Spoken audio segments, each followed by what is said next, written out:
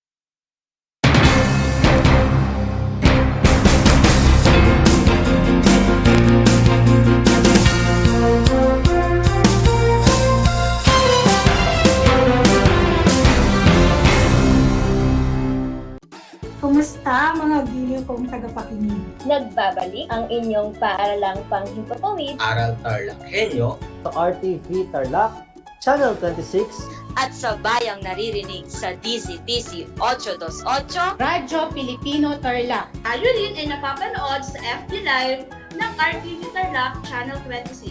Sumasahimpapawid mula sa bayan ng Pura Tarlac, mula sa bayan ng San Clemente. Mula rito sa Borok Elementary School, Pura Tarlac, sa bayan ng Kapas Tarlac. ako, ang inyong guro,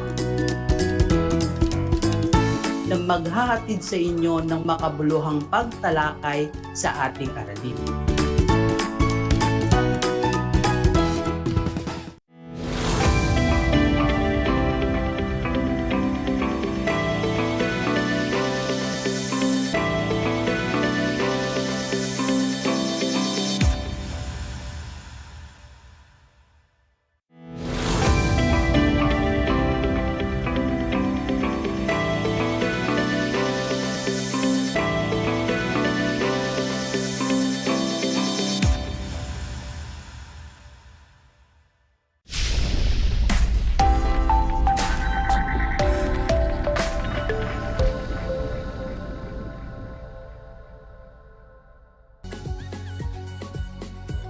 Welcome sa ating Project Shine, Aral TarlakHenyo ng SDO Tarlac Province na kasalukuyang napapanood dito sa RTV Tarlac, Channel 26 at kasalukuyang napapanood sa Converge Cable, Channel 100 at sa bayang napapakinggan sa 828 AM, DCTC Radyo Pilipino Tarlac.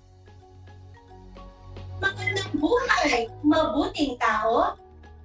Kumusta na kayo, mga giliw naming tagapakinig? Ang aking pagbati at paghanga sa inyong pagpapahalaga sa edukasyon at pagpupursiging matapos ito ng nagtatagumpay sa kabila ng hamon ng pandemya. Ako ang inyong guro sa edukasyon sa pagpapakatao, Baitang 4, Ginang Debbie Labsan Arenas, sumasahimpapawid mula sa bayan ng La Paz, Tarlac, na sasamahan at gagabayan ka sa Most Essential Learning Competency na napakahalagahan ang sarili at kapwa sa pag-iwas sa sakit. Natitiyak kong kayo ay handang-handa na mga anak sa ating bagong aralin sa araw na ito. Maging alerto at listo sa anumang impormasyong magbibigay sa atin ng inspirasyon, pag-asa at aral sa buhay na makatutulong sa pagiging mabuting tao. Bago tayo magtungo sa isang bagong leksyon, ay nais kong balikan muna natin ang ating naging aralin noong mga nakaraang linggo na tinalakay ni Ma'am Rachel. Naalala niyo ba ito, mga anak? Kung ang inyong sagot ay ito ay tumutukoy sa 4S, Search and Destroy, Seek Early Consultation, Support Spraying or Fogging, at Self-Protection Measures na 4 na aspeto sa paglaban o pag-iwas sa sakit na dengue, kayo ay mahusay. Handa na ba kayo sa ating bagong aralin sa ika-4 na markahan sa edukasyon sa pagpapakatao, Baitang 4? Kung gayon, atin nang talakayin ang ating paksa. Ang buhay ay inihandog sa atin ng Diyos, ay dapat pahalagahan. Nais ng Diyos na mahalin, igalang, ingatan at pahalagahan ang buhay ng ating kapwa, tulad ng pagpapahalaga natin sa ating buhay. Ang pagkilala sa halaga ng ating kapwa ay makapagpapatibay sa ating paggalang sa kanila. Ngayong umaga ay ating talakayin ang isa pa rin sa pinakalaganap at delikadong sakit sa ating bansa. Ito ay walang iba kung hindi ang sakit ng typhoid fever.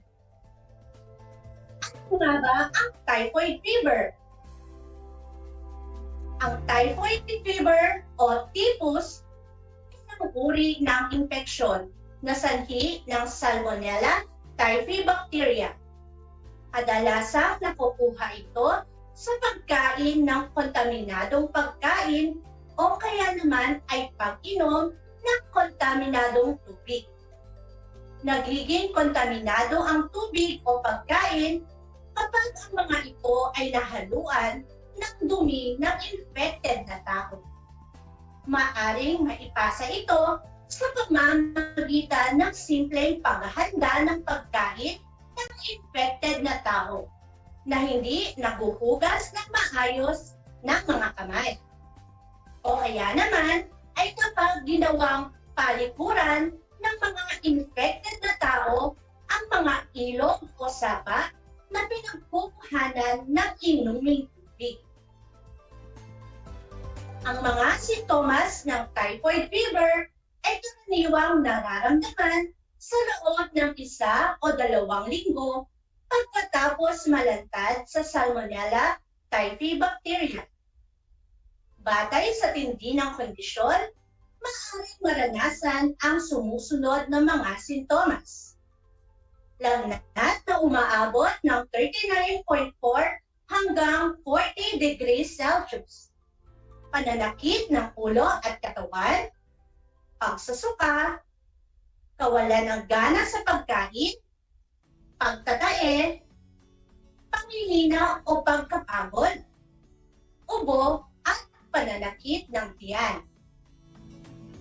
Kung ang pasyente ay hindi pa rin nagagamot, ang mga sintomas ay maaaring lumukha at madagdagan, gaya ng mga sumusunod. Pagdedeliryo, pagtirik ng mata dahil sa sobrang taas ng lagnat, hirap sa pagkilos, at pagdurugo ng mga bituka. Upang mas maunawaan at malaman natin ang sakit na typhoid fever, ay mayroon akong inihanda at isinulat na maikling kwento. Bago natin simulan ang ating kwento, ay may 3 akong paalala. Ang manood, makinig, at matuto upang maunawaan ninyo ang ating kwento. Handa na ba kayo?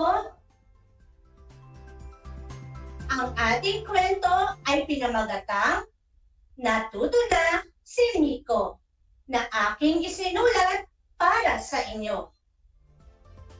Kapag bata ko itong si Nico, siya ay nakatira malapit sa ikalawang kanto. Mahilig siyang kumain ng mga street foods o pagkain kalye. Paborito niya ang fishball, kikiam, egg ball, ihaw-ihaw, at sa malamig ni Aling Lucy. Isang araw, matapos ang kanyang paglilibot gamit ang kanyang bisikleta, nakaramdam siya ng pagod at gutom. Agad-agad niyang tingungo ang kalapit na tindahan ng mga street foods o pagkain kalye. Binili niya lahat ang kaniyang paborito. Napakasarap ng ganito, sabi ni Miko. Pagkatapos kumain, ay agad na siyang umuwi.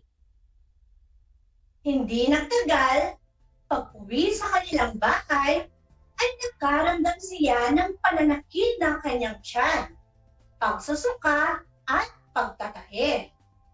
Nangihina ang buong katawan ni Miko at siya rin ay nagkaroon ng lagnat. Agad siyang dinala ng kanyang nanay sa klinika. Pagkatapos masuri ng doktor, Nalaman nila na siya ay may typhoid fever.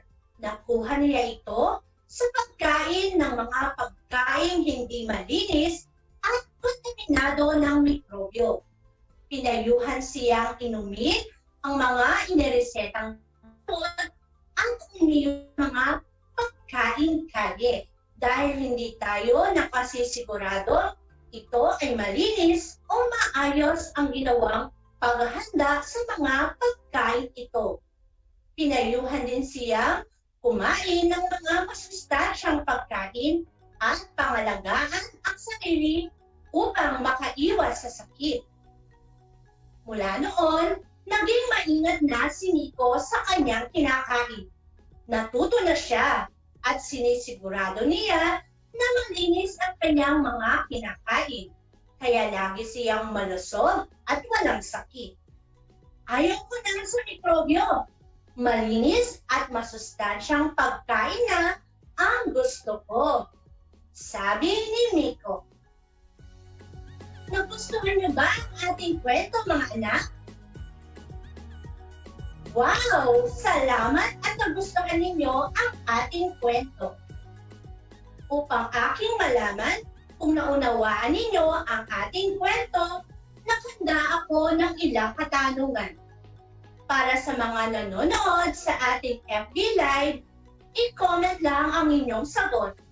At para naman sa mga nanonood sa telebisyon at nakikinig sa radyo, isulat ang inyong sagot sa malinis na papel. Ang unang tanong, sino ang bata sa ating kwento? Kung ang inyong sagot ay si Miko, kayo ay mahusay. Ikalawang tanong, ano ang tawag sa mga pagkain binili at kinain ni Miko? Kung ang inyong sagot ay street foods o pagkain kalye, kayo ay magaling. Ikatlong tanong, ano-ano ang mga naramdaman ni Miko pag-uwi sa kanilang bahay? Kung ang inyong sagot ay nakaramdam siya ng pananakit ng tiyan, pagsusuka, pagtatae at lagnat, tumpak kayo dyan. Ika-apat na tanong, ano ang naging sakit ni Miko? Kung ang inyong sagot ay typhoid fever, kayo ay tama, mga anak. Ikalimang tanong, saan nakuha ni Miko ang typhoid fever? Kung ang sagot ninyo ay sa pagkain ng mga pagkain hindi malinis at kontaminado ng mikrobyo, kayo ay mahusay. Mga anak, mahalaga isa-isip, isa-puso at isa-gawa ang mga sumusunod na konsepto mula sa ating aralin ngayong araw. Tara, atin nang alamin ang mga ito. Ang typhoid fever ay madaling gamutin, subalit hindi ito agad malalapatan ng lunas, maaari itong magresulta sa mga sumusunod na komplikasyon. Intestinal bleeding o pagdurugo ng bituka at intestinal perforation o pagkabiyak at pagkabutas ng mga bituka. Ang mga kondisyong ito ang dalawang pangunahing komplikasyon ng typhoid fever at malulunasan lamang ang mga ito sa pamamagitan ng operasyon. Bukod sa mga ito, maaari ring magkaroon ng mga sumusunod na komplikasyon ang pasyente. Myocarditis sa paglaki ng halamnan ng puso, endocarditis o impeksyon sa mga lining ng puso at mga valve nito, pulmonya, pancreatitis o impeksyon sa lapay, impeksyon sa bato at panto, meningitis o impeksyon sa utak, at pagkakaroon ng sakit tulad ng pagdedeliryo. Upang makaiwas sa pagkakaroon ng typhoid fever, kailangan siguraduhin na malinis ang tubig o pagkain na iniinom o kinakain. Bukod dito, makatutulong din ang pagpapanatili ng malinis na pangangatawan. Upang makamtan ang mga ito, maaaring gawin ang mga sumusunod na hakbang. Una, madalas na paghuhugas ng mga kamay. Ang mga mikrobyo ay hindi nakikita ng mga mata. Kaya kahit mukhang malinis ang mga kamay, maaaring nakadikit sa mga ito ang mga Salmonella typhi bacteria na sanhi ng typhoid fever. Upang mabawasan ang posibilidad na maipasa-pasa ang bakterya, ugaliin pag-ugas ng kamay at tuwing naghahanda ng pagkain at bago at pagkatapos kumain. Mainam ding maghugas ng mga kamay kapag tapos gumamit ng banyo, pagkatapos humawak ng hayop, o kaya naman ay pagkatapos maglaro at humawak ng kung ano-ano.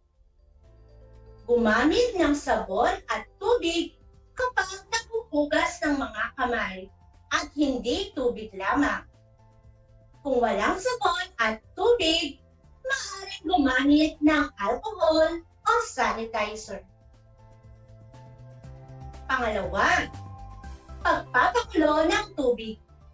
Kung ang kadalasang inuming tubig ay tubig poso, salain at pakuluan muna ito upang matanggal ang mga dumi at mapatay ang mga bakterya.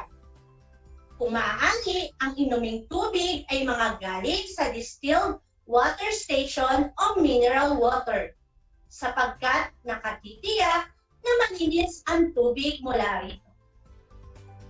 Pangatlo, wastong pagluluto ng pagkain. Ang mga bakterya ay karaniwang namamatay sa init, kaya naman kung sa paghahanda ng pagkain, siguraduhin na walang natitirang hilaw na bahagi at lutuin ito ng wasto. Iwasan ang pagkain ng mga hilaw na pagkain sapagkat mas marami itong bakterya kahit hinugasan ito ng mabuti gamit ang tubig. Pang-apat, pag-iwas sa pagkain ng mga street food. Kadalasang nagkakaroon ng typhoid fever dahil sa pagkain ng mga street food. Bukod sa lantad ang mga street food sa mga dumi at usok ng lansangan, maraming tao ang nakakahawak sa mga pagkain ito. Panglima, pagpapanatiling malinis ng bahay. Upang hindi pamahayan ng bakterya ang bahay, regular na linisin ito, lalo na ang kusina at banyo. Gumamit ng mga disinfectant cleaning solution upang matiyak na mapatay ang mga mikrobyo. Mga anak, nakinig ba kayong mabuti sa ating talakayan? Kung ang inyong sagot ay opo, nakinig po kami mabuti, mabuti naman kung ganon. Natitiyak kong naunawaan ninyo ang ating aralin at masasagot ninyo ng gusto ang aking dalawang katanungan. Kung kayo ay nakasubaybay sa ating live stream sa Facebook page ng RTV Tarlac Channel 26, ilagay ninyo ang inyong mga sagot sa comment box. Para sa unang katanungan, anong bakterya ang sanhi ng typhoid fever? Kung ang sagot ninyo ay Salmonella typhi bacteria, kayo ay mahusay. Para naman sa aking pangalawa at panghuling katanungan, ano-ano ang mga hakbang upang maiwasan ang pagkakaroon ng typhoid fever? Kung ang sagot ninyo ay ang madalas na paghugas ng kamay, pagpapakulo ng tubig, wastong pagluluto ng pagkain, pag-iwas sa pagkain ng mga street foods, at mapanatiling malinis ng bahay, wastong-wasto ang mga kasabutan nyo, mga anak. Isang talakayan na naman ang malapit nang matapos. Ako ay masayang-masaya sa pinapakita ninyo aktibong pakikibahagi sa ating aralin ngayong araw. Higit sa lahat, ang inyong pagmamahal sa edukasyon. Ipagpatuloy ang kagandahang asa na ito hakbang tungo sa katuparan ng inyong mga pangarap sa hinaharap. Sa puntong ito, panahon na upang alamin kung kayo ay may natutunan mula sa ating aralin sa pamamagitan ng munting pagsusulit. Sa lahat ng mga nanonood sa FB Live, gamitin ang FB chat box para sa inyong mga kasagutan. Ihanda naman ang panulat at sagutang papel sa lahat ng mga nanonood sa telebisyon at nakikinig sa radyo. Mga anak, pakinggang mabuti at unawain ang mga sitwasyong aking babasahin. Kung ang mga taong mababanggit ay nagpamalas ng pagpapahalaga at pangangalaga sa kanilang sarili at sa kanilang kapwa laban sa sakit, ang inyong isasagot ay tama. At kung hindi naman, ang inyong isasagot ay mali.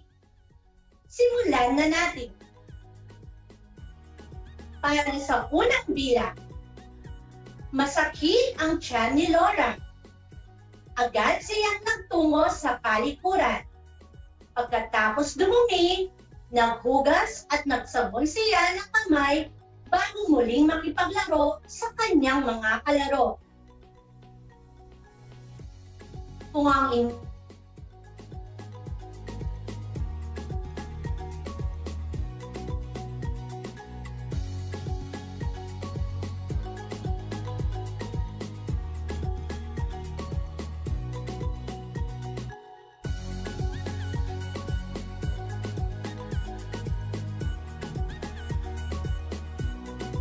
silang nagtungo at uminom sa poso na katabi ng nakatambak na basura.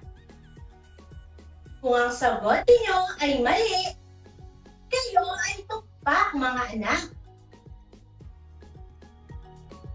Para sa pangatlong bilang, tuwing umaga, tinutulungan ni Melissa ang kanilang ate sa paglilinis ng kanilang bahay.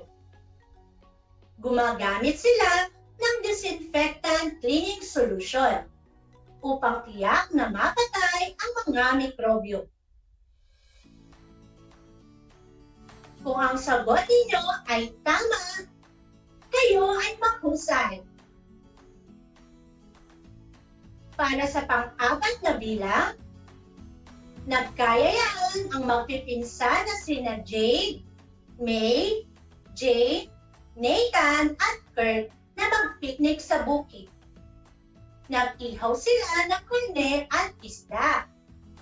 Niluto nilang mabuti ang mga ito. Sarap na sarap ang magpipinsan sa kanilang pananghalian. Kung ang sagot ninyo ay tama, iyan nga ang wastong sagot, mga anak. Para sa panglima at panghuling bilang, tuwing hapon nagtutungo sina Mike, Ben at Josh sa harap ng plaza para bumili at kumain ng mga paborito nilang street foods tulad ng fishball, calamares, eggball at gulaman. Kung ang sagot niyo ay mali, kayo ay magaling, mga anak. Binabati ko kayong lahat, mga anak, sapagkat natitiyak kong nakuha ninyong lahat ang tamang sagot sa ating pagsusulit. Mula sa akin, tanggapin ninyo ang mga salitang magaling at mahusay, mabuting tao. Mga bata, Ako ay naghanda ng mga gawain at refleksyon sa ilang learning activity sheets. Inaasahan ko na ito ay inyong sasagutan ng buong sigasig at sa abot ng inyong makakaya. Sakali mas na kailanganin ninyo ang patnubay ng inyong kapamilya at guro, huwag kayong mag-atubiling, sila ay tawagan upang kayo ay magabayan ng tama. Panalangin ko na anumang konsepto, higit lalo ang mga aral sa buhay na inyong natutuhan sa araw na ito ay inyong maisa sa buhay sa araw-araw. Muli, ako ang inyong guro sa edukasyon sa pagpapakatao, ika-4 na baita, Ginang Debbie Labsan Arenas, na nagpapaalala na piliin maging mabuting tao sa lahat ng panahon at pagkakataon. Hanggang sa muli!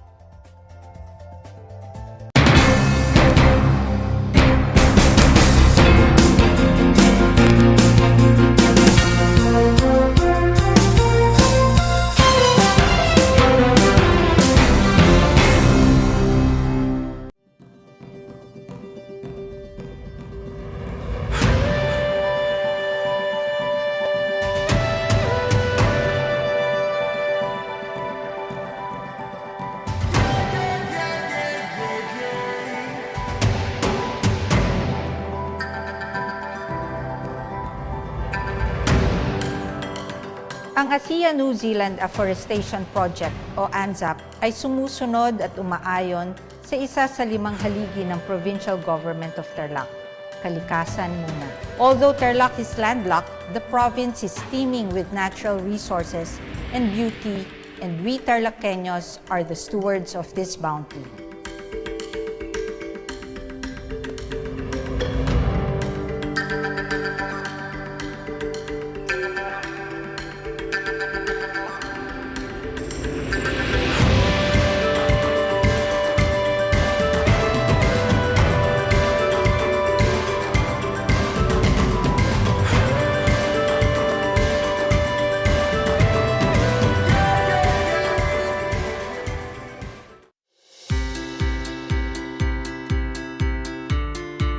Upang matugunan ang mga kinakaharap na pagsubok ng mga guro at mag-aaral sa gitna ng kasalukuyang pandemya, nagsanib tulong sina Congressman Charlie Cojuangco ng unang distrito ng Tarlac, DEPED Region 3 Regional Director Dr. May B. Eclar at Tarlac Schools Division Superintendent Dr. Ronaldo Pozon para sa isang napapanahong proyekto na tinaguriang Project Shine, Aral TarlakHenyo. Ang mga mag-aaral ng Grade 4 at Grade 5, ganun din ang Grades 8 and 9 sa buong probinsya ng Tarlac, kasalukuyang sumasailalim sa radio-based instruction. Katuwang ang himpilang DZTZ 828 kHz AM at RTV Tarlac, Channel 26. Ang Tarlac po nangunguna po ngayon pagdating po sa radio-based instruction. Marami pong humahanga sa atin. I'm very happy this station, itong DCTC, could reach the whole of Region 3. Hindi natin alam, we are contributing. We are creating a very big dent in the history of Philippine education. And I am proud. I am here in Tarlac. This is the noble cause of education in which you and I, without you knowing it, we are bound to do.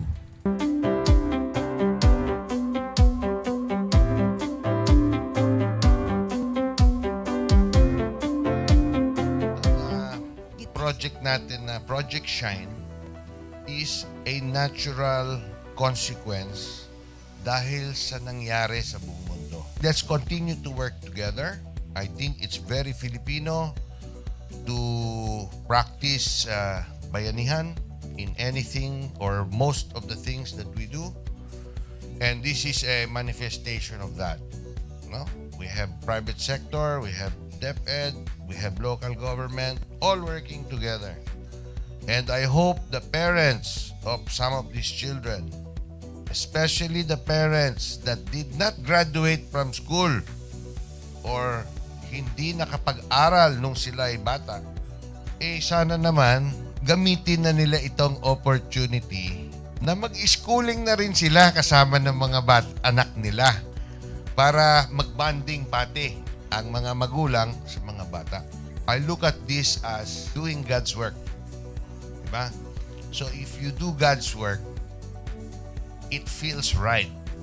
It's righteous. It's for good, not for evil. Good morning and happy learning, grade 4. Welcome to Aral TarlakHenyo here on RTV Tarlac, Channel 26. Simulcast over DZTZ 828, Radio Filipino Tarlac. I am Teacher Mercy Pacheco Bognot. This is Alistair Aidatu.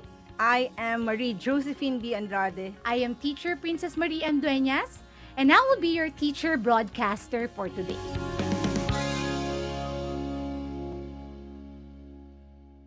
Did you know that children learn more when they initiate an activity and are actively engaged in it? This is your science teacher broadcaster, Princess Diana L. Ronquillo for Aral TarlakHenyo. Let's learn science together on Aral TarlakHenyo. Catch us live every Monday to Friday from 8:30 a.m. to 5:30 p.m. Watch Aral TarlakHenyo on RTV Tarlac, Channel 26, simulcast over Radio Filipino, DZTC 828 kHz, and streamed live on FB page and YouTube channel of RTV Tarlac, Channel 26.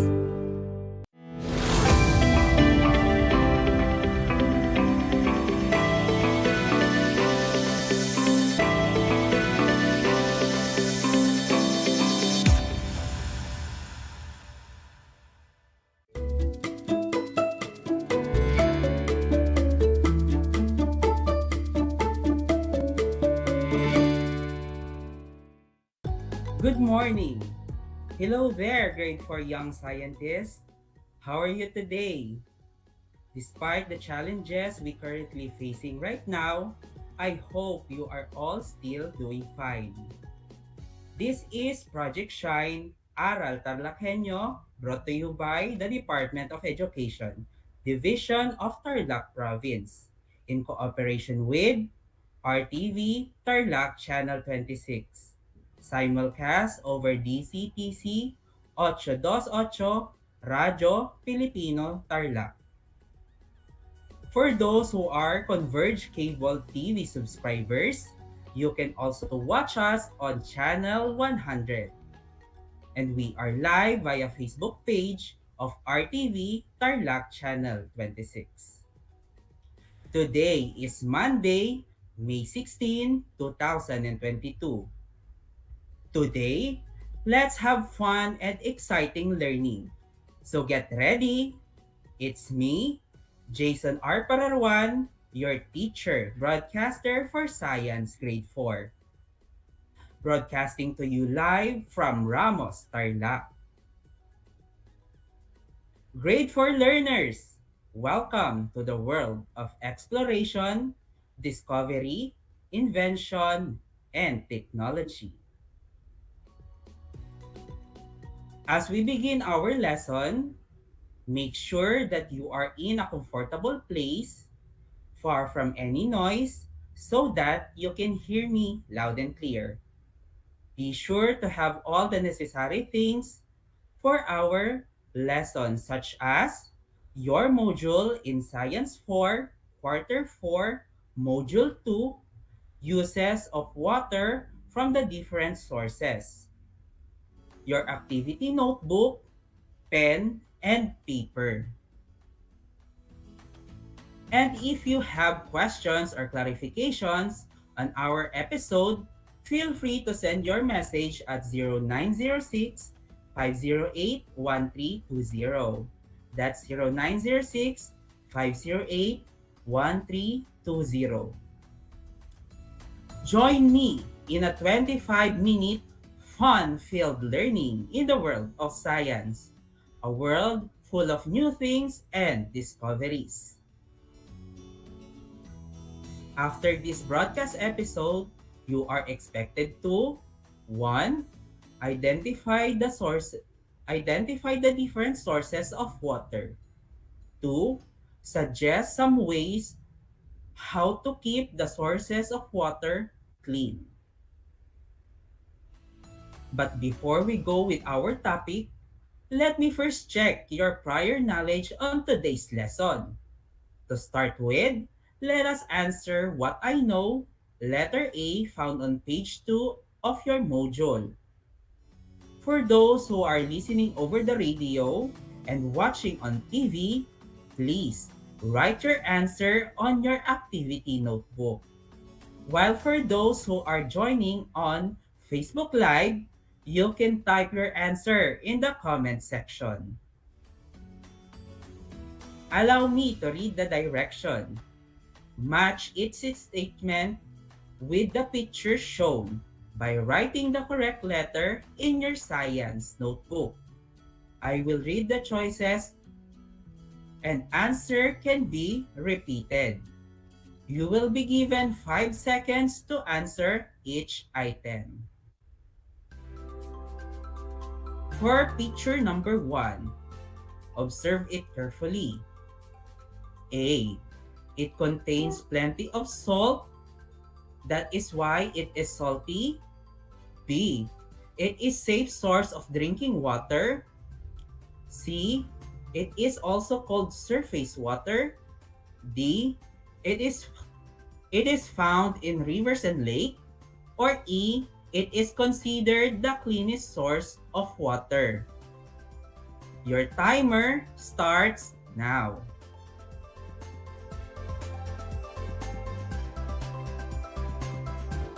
Time is up, young scientists. If you answer letter A, it contains plenty of salt. That is why it is salty. You are correct. Good start, kids.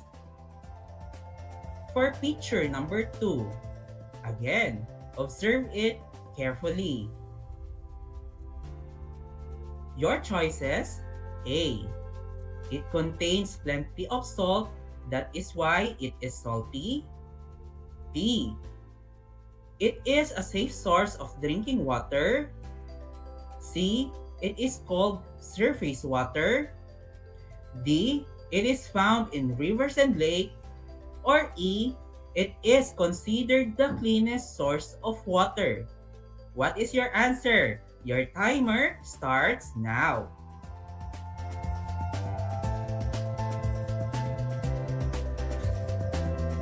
Time is up, young scientists.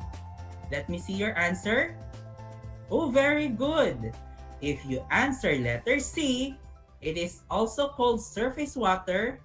And D, it is found in rivers and lakes. Very good. You are right.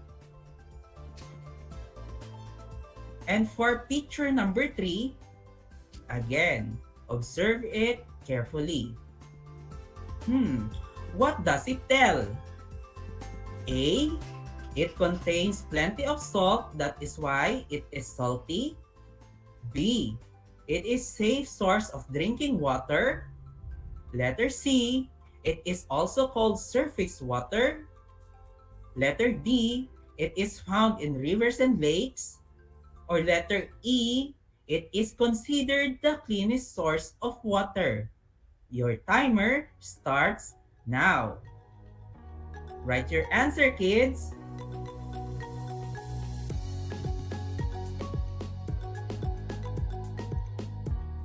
Time is up, young scientists. If you answer letter B, it is a safe source of drinking water. And letter E, it is considered the cleanest source of water. You are correct. Great! That was a good start, grade 4. How many correct answers did you get? If you haven't got a perfect score, no need to worry, because you will have a deeper understanding as we go on with our lesson. All you need to do is listen carefully and actively participate in our lesson. Are you ready? Okay. Water is the one of our most important resources. Anywhere we go and whatever we do, we always need water. We need water as much as we need air to breathe. It is also a renewable resources thanks to the water cycle. Before water reaches our kitchen sink, do you know where it came from? Do you know how and where we use water? For the next task, let us try to answer what's new on page 5, activity 1, 4 peaks, guess the word on your module. This is the direction. Identify the source of water by guessing the 4 pictures for each number. After that, you will answer the guide question that follows.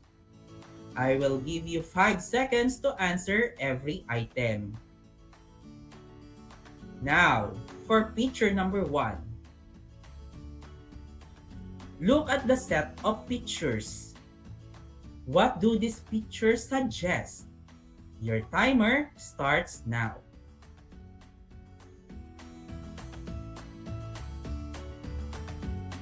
Time is up. If you answered groundwater, you are right. Good job, kids. Now, let's move on to picture number 2. Look at the sets of pictures. What do these pictures suggest? Your timer starts now.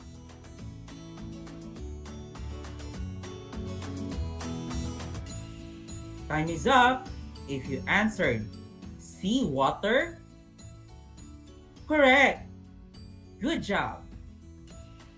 Let's move on to picture number 3. Look at the set of pictures. What do these pictures suggest? Your timer starts now.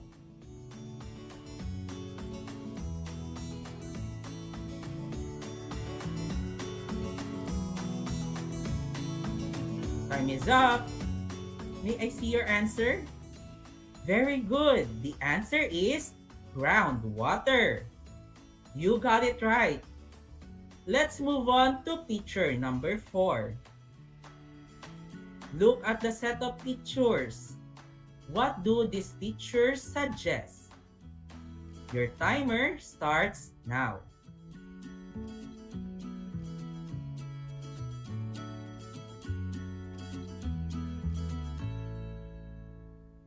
Time's up. If you answered fresh water, good job. Again, you are correct. Now that you identify all the pictures given, it is now time to answer the following guide questions. Again, I will give you 5 seconds to answer each item. Let's start with item number 1. What are the sources of water shown in each picture? Again, what are the sources of water shown in each picture? Your timer starts now.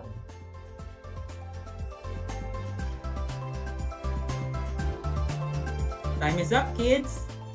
If you answered, the sources of water shown in each picture are groundwater, seawater, fresh water, you got it right. Next, let's have item number 2. Name some of the places where water is being used. Name some of the places where water is being used. Your timer starts now.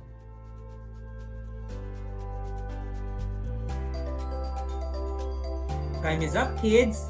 If you answered, the places where water is used are farm, garden, house, school canteen, and car wash shop, and others, you got it right. Next, let's have item number 3. How is water used in these places? How is water used in these places? Your timer starts now.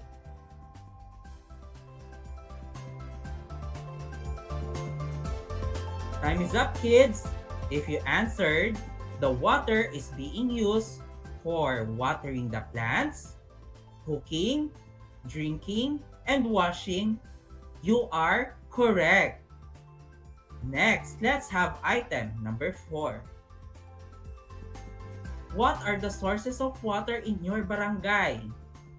Again, what are the sources of water in your barangay? Your timer starts now.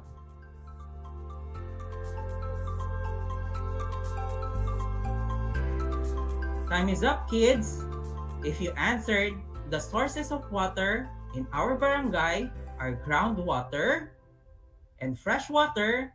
Again, very good. You are correct. Remember that Tarlac is a landlocked province, meaning it is surrounded by land. It doesn't have any seawater available. Next, let's have the last item, number 5. How are the different water sources kept safe and clean? Your timer starts now.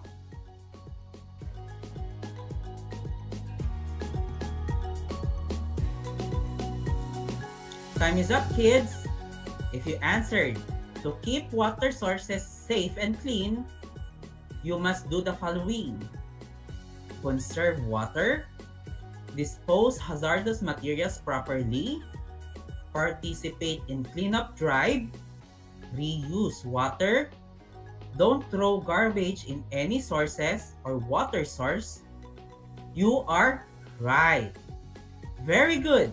You have just accomplished the activity. Now, give yourself a thumbs up for your job well done. You deserve it. Did you get all the right answer? Nice! You did great. Amazing, young scientist. Water comes from open and closed sources. It may also come from small or big bodies of water. Rainwater comes from clouds. And here are the sources and kinds of water. First is groundwater. Refers to any source of water found beneath the soil layer of the Earth's surface. It seeps into the soil or between rocks and other materials in the ground. It accumulates in the underground layer called water table. It is the cleanest water and contains plenty of dissolved minerals which the human body needs. Examples of groundwater are spring and well. Next is surface water. It includes any above ground collection of water such as rivers, lakes, ponds, and ocean. Some sources of surface water are also fed by underground aquifers. Surface water accounts for 80% of the water human use. There are two types of surface water, seawater and fresh water. First is ocean and sea water. These are salt water and also called hard water. They are not potable water unless salt and other impurities are removed. Examples are sea and ocean. Next, we have fresh water. This is found in lakes, rivers, streams, ponds, wetlands, reservoirs, glaciers, and even groundwater. Only 3% of the water on Earth is considered fresh water, with a mere 30% of that small amount being found as groundwater. Pollution decreases the quality of fresh water. Pollution is caused by a combination of runoff agricultural chemicals, poorly managed industrial processes, and lack of adequate treatment for sewage and urban waste. Example of fresh water are river, lake, ponds, and wetlands. Lastly, For the other sources of water, we have clouds, glaciers, and icebergs. There you have it, kids. Did you enjoy our discussions? This time, let us see if you really understand or understood rather what we have discussed today. To process what you have learned from today's lesson, let us answer Part A under What's More found on page 10 in your module. Here is the direction. Match column A with column B. Write the correct answer in your activity notebook.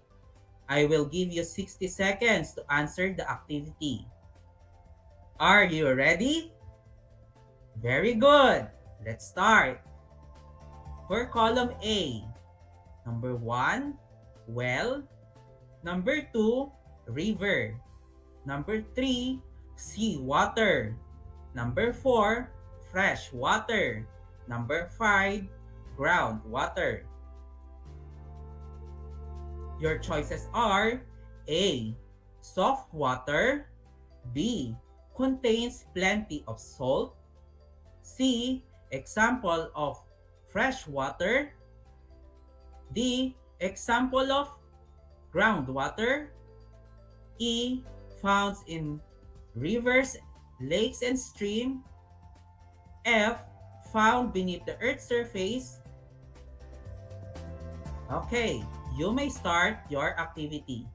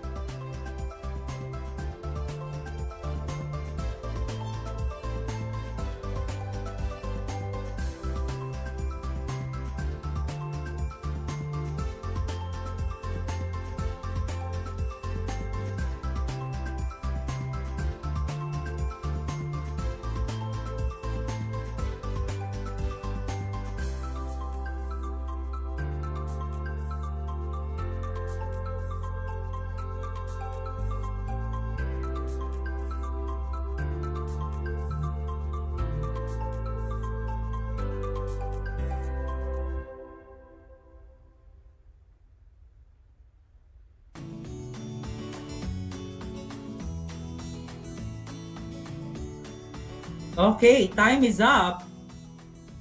Let us now answer number 1. Well, if you answered letter D, example of groundwater, you are correct. Okay, for number 2, river. If you answered letter C, example of fresh water, correct. Now, we will proceed to number 3, sea water. Wow, excellent! The answer is letter B, contains plenty of salt. Another for item number 4. If your answer is letter E, found in lakes, rivers, and streams, you are correct. Last item, number 5. If your answer is letter F, found beneath the Earth's surface, you are correct. Good job, kids! I'm so proud of you. Did you get a perfect score, young scientists? Congratulations for a job well done. Before we conclude on today's discussion, let's have a recap on what we have learned this morning. Water can come from different sources like groundwater, examples are well and spring. Seawater, example are ocean and sea. Fresh water, examples are river, ponds, and lake. We can also get water from clouds, icebergs, and glaciers. And to keep water sources safe and clean, you need to conserve water, dispose hazardous material properly, participate in cleanup drive, reuse water, and don't throw your garbage in any water source. And for your assignment, answer what I know, letter B, found on page 3 of your module. Here is the direction. Draw a star shape if the statement is correct, and triangle shape if it is not. Do this on your science notebook. That concludes our broadcast learning episode. I hope you learned a lot from today's lesson. I want you to know that you all did great in today's lesson. Good job! Amazing! Great for young scientists. If you are having a hard time in understanding today's lesson, please don't be hesitant to ask some help from any of your family members. You can also read your module again to understand the lesson well. Just continue to tune in to Aral TarlakHenyo here on RTV Tarlac Channel 26. Simulcast over DCTC 828 Radyo Pilipino Tarlac and on Converge Cable Channel 100. Please like, share, and follow our Facebook page, RTV Tarlac Channel 26. Always remember, do all your assigned tasks on time. No matter what the situation we are currently facing right now, always give your best and don't forget to wear your beautiful smile. Keep safe everyone and enjoy learning in the new normal. This is Jason R. Pararwan, your teacher broadcaster for Science Grade 4. Thank you and God bless. See you next time!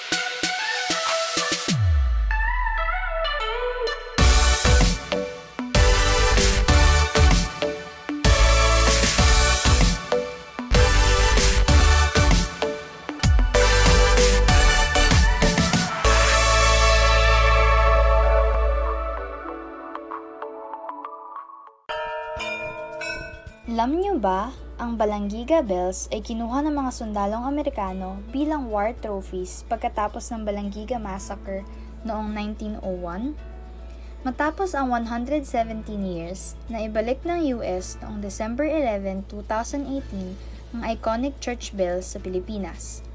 Ang church bells na ito ay naglalarawan ng kalayaan, katapangan, at pananampalataya ng mga Pilipino. Alam nyo na, yan ang Balanggiga Bells.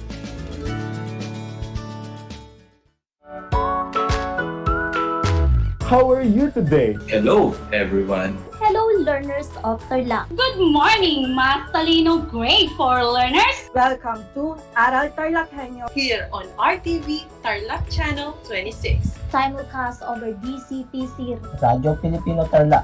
I'm Sir Glenn, your teacher broadcaster. Broadcasting live here at Paniki Tarlac. Remotely here in Concepcion, Tarlac. Live here at Barangay Pedro Elquines, Mayantok, Tarlac. Broadcasting live from Ramos National High School. Your anchor teacher today for grade 9 mathematics. Your partner in education this time of pandemic. Multiply 1089 by 9, you will get an answer, the exact reverse, which is 9,801. My name is JRP Duldulao, your teacher broadcaster on Aral TarlakHenyo. For more math trivia and answers to your math questions, catch Aral TarlakHenyo every Monday to Friday from 8:30 a.m. to 5:30 p.m. Learning math is so much fun!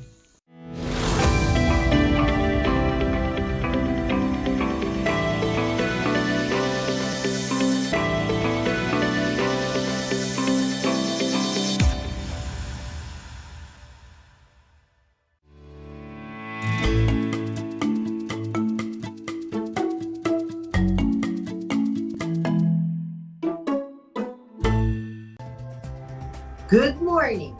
Welcome to Aral TarlakHenyo here on RTV Tarlac, Channel 26. Simulcast over DCTC, Radio Filipino Tarlac, and also seen in Converged Cable, Channel 100. I am Teacher Mario Dino Jr., your teacher broadcaster for today's mathematics lesson for grade 4 learner. Broadcasting live here from Herona, Tarlac. Get ready to listen and try to be focused and be at its best. And remember, ang batang matalino sa math, laging handang matuto. In today's lesson, we will be discussing about solving routine and non-routine problems involving squares, rectangles, and triangles. And we are expected you to identify the different steps in solving mathematical problems involving squares, rectangles, and triangles. Solve routine and non-routine problems and show honesty and diligence in answering the given tasks. Let us walk through our lesson for today. Are you ready now to be with me on the next 25 minutes? Okay then, do prepare your pen and notebook and open your learning activity sheet and walk with me on the process of solving routine and non-routine problems involving squares, rectangles, and triangles. In the previous lesson that Sir Joseph Mantiles discussed, we have learned how to find the area of triangles, parallelograms, and trapezoids using square centimeter and square meter. And to check your knowledge if you're still remember and mastered the lesson, let us have a short drill. It's a true or false. Here's the directions. Identify each given statement. Write true if it is correct and false if it is not. You have 3 seconds to answer. To our FB Live viewers, you may type in your answer on the comment section below. Are you ready, learners? Then, if you're ready, let us begin. Let us start with number 1. The formula used in finding the area of a square is S squared. Is it true or false? 3 seconds, learners. Time's up. The correct answer is true. So the area of a square is equal to S square, where S is the side of the square. Very good, kids. Next, we have number 2. The formula A is equal to L times W is for the area of a rectangle. Is it true or false?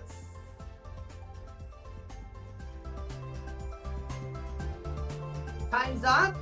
The answer for number 2 is true. That's great. Where L is the length and W is the width. Another point for those who got the correct answer. Now for number 3, the formula for area of triangle is A is equal to quantity B times H over 2 or divided by 2. Is it true or false? Your time starts now. Time's up. If your answer is true, then again, you are correct. Where B is the base and H is the height. We multiply the base and height, then divide the product by 2. Another check for you learners. Now for number 4. Area is equal to B divided by H is the formula for parallelogram. Is it true or false? 3 seconds, go! Time's up. The answer is false.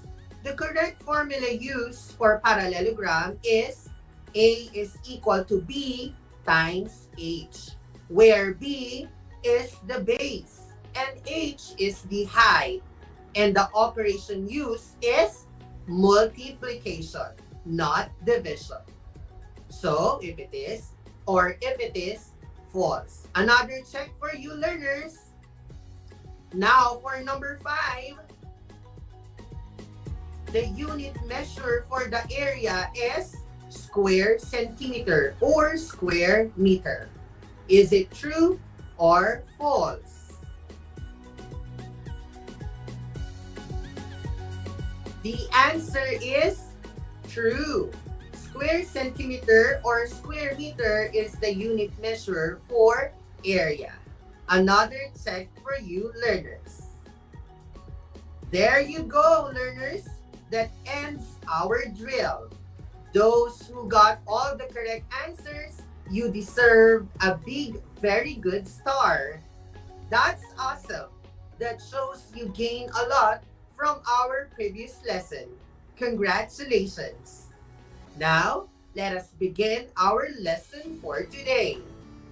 Our lesson is about solving routine and non-routine problems involving squares, rectangles, and triangles. And in solving routine and non-routine problems, we need to follow some steps.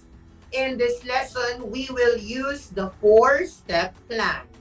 Again, we will use the 4-step plan, like what we used in the previous lessons about problem solving. The first step in the 4-step plan is to understand the problem by identifying what is asked and what are the given facts in the problem. The second step is to make a plan. In this step, you must determine what formula for the area to use and formulate the number sentence. And take note, you need to master the formula for area. For the third step, we need to solve by showing the solution or the computation. Later in our examples and exercises, you will apply what you have learned last week with Sir Joseph about finding the area. Be ready for that, grade 4 learners. And last step is check and look back. to check if your answer is correct. Well, I hope you are ready to face the challenge.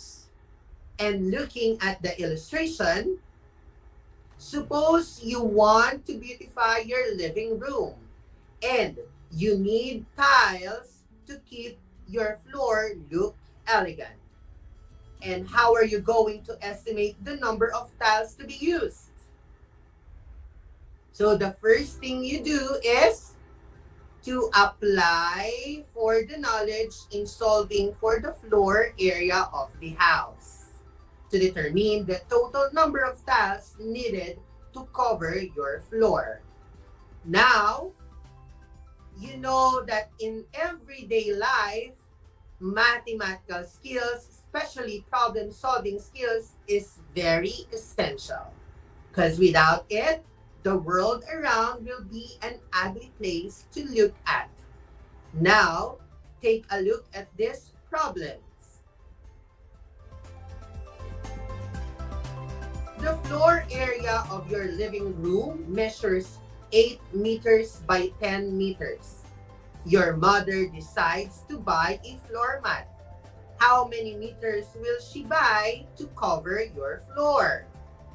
Now, for us to solve the problem, we will now apply the 4-step plan. Are you ready?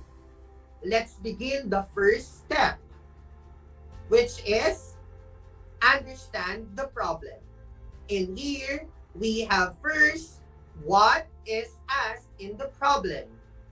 The answer is the floor area of the living room.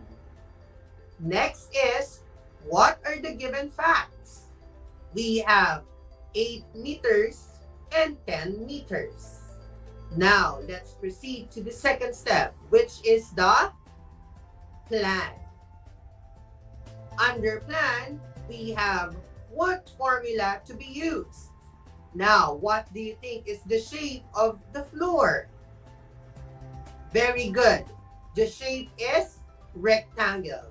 Therefore, the formula to be used is area of rectangle is equal to L times W, where L is the length and W is the width. Next is, what is the number sentence? Since we have the formula for the area of rectangle, we have area of rectangle is equal to 10 meter times 8 meter. We will just simply multiply the length and the width. So we are ready now to solve. And that is the third step. Area of rectangle is equal to 10 meters times 8 meters. So 10 times 8 is equal to 80. And of course, don't forget to write the unit of measure of the area, which is square meter. And for the last step, we need to check and look back. If your answer is correct, in checking our solution, we need to check if we correctly perform the operation in our number sentence. So again, 10 times 8 is equal to 80. So it is correct. Therefore, the total floor area is 80 square meter. Let's have another problem. Ma'am Ellie will change the broken square tabletop with plywood. If each side measures 2 meters, how many square meters of plywood does he need? Now, let us solve this using 4-step plan. Are you ready? Let's begin with the first step, which is understand the problem. We have first, what is asked in the problem? The answer is the square meters of plywood needed. So that is what we are looking for. Next is, what are the given facts? We have 2 meters, which is the side. Now let's proceed to the second step, which is the plan. Under plan, we have what formula to be used. Since the shape of the tabletop that was broken is square, the formula we will use is area is equal to S square, or A is equal to side times side, where S is the side of the square. Next is, what is the number sentence? We have A is equal to 2 meters square, or 2 meters times 2 meters. Then we are ready to solve. And that is our third step. The sides of a square is equal to size. The square area is S times S, where S is the side of the square. Since 2 meters is the side of the square, 2 times 2 is equal to 4 meters square. Now, we are ready for the fourth and last step, which is check and look back to check if your answer is correct. So again, in checking it, you just go back to the process and make sure you made a right process in multiplying it. 2 times 2 is 4. That's it. We got the same product. So our answer is correct. Therefore, 4 meters square is the area of plywood needed for the square tabletop. Did you get it, grade 4 learners? Very good. Now, let us move on to the third and last example. I hope you are enjoying our lesson and see it without difficulty. I will read the problem and please listen carefully. A triangular landscape has a base of 24 meters and height of 12 meters. Find its area. So, let's solve the problem using again the 4-step plan. Let's begin with the first step, which is to understand the problem. What is being asked in the problem? The answer is the area of the triangular landscape. Next is, what are the given facts? We have 24 meters and 12 meters. Now, let's proceed to the second step, which is the plan. Under plan, we have what formula to be used? Very good. The formula we are going to use is A is equal to base times height divided by 2. Next is, what is the number sentence? Our number sentence is A is equal to quantity 24 meters times 12 meters divided by 2. Now we are ready to solve. Let's start with multiplication. 24 times 12 is equal to 288 meters squared. Divided by 2 is equal to 144 meters squared. Therefore, the area of the triangular landscape is 144 meters squared. So now, I will trust you to perform the step 4, which is the check and look back, to help you master the process of finding the solution in the given problem. And I believe that you will be great on working on it.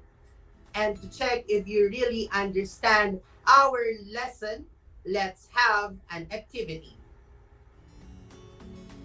Open your learning activity sheet and let us answer number 1, problem in Keep Moving on page 218. Read each problem, then choose the letter of the correct answer. And to our viewers in our FB Live, you may type in your answer on the comment section below. I will give you 3 seconds to answer. And here is the problem. A triangular flaglet has a base of 40 centimeters and a height of 24 centimeters. How many square centimeters of material were used in making it? Again, I will repeat the problem. A triangular flaglet has a base of 40 centimeters and a height of 24 centimeters. How many square centimeters of material were used in making it? The first question is, what is asked in the problem? Again, what is asked in the problem? Is it letter A, the measure of the base? Letter B, the measurement of the height? Letter C, the square centimeters of material used in making it? Or letter D, the shape of the flaglet? Again, I will repeat the choices. Is it A, the measurement of the base? Letter B, the measurement of the height? Letter C, the square centimeters of material used in making it? Or letter D, the shape of the flaglet? What is the correct answer? Your time starts now.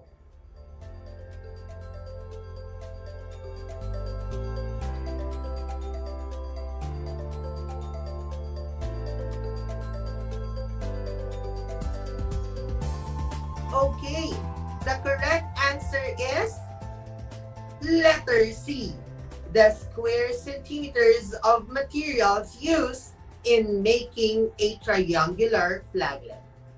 Very good, kids. Number 2.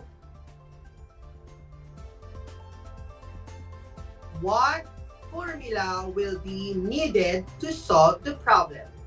Again, what formula will be needed to solve the problem? Is it A, area is equal to length times width? B, area is equal to quantity B times H divided by 2? Or letter C, area is equal to base times height? Or D, area is equal to S squared? Again, I will repeat the choices. Is it letter A, area is equal to length times width? Letter B, area is equal to quantity B times H divided by 2? Or letter C, area is equal to base times height? Or D, area is equal to S squared? What is the correct answer? Your time starts now.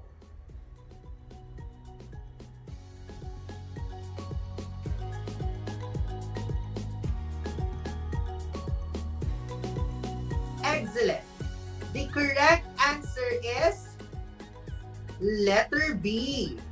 Area is equal to quantity base times height divided by 2. Next question is, what is the number sentence? Again, what is the number sentence? Is it A, area is equal to 40 meters times 24 meters? Letter B, area is equal to 40 meters plus 24 meters.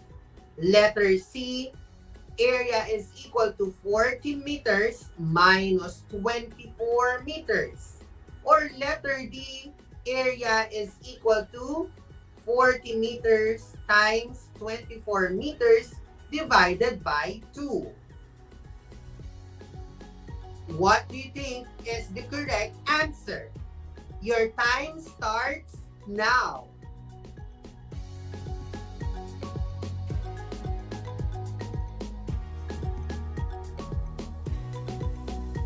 Very good.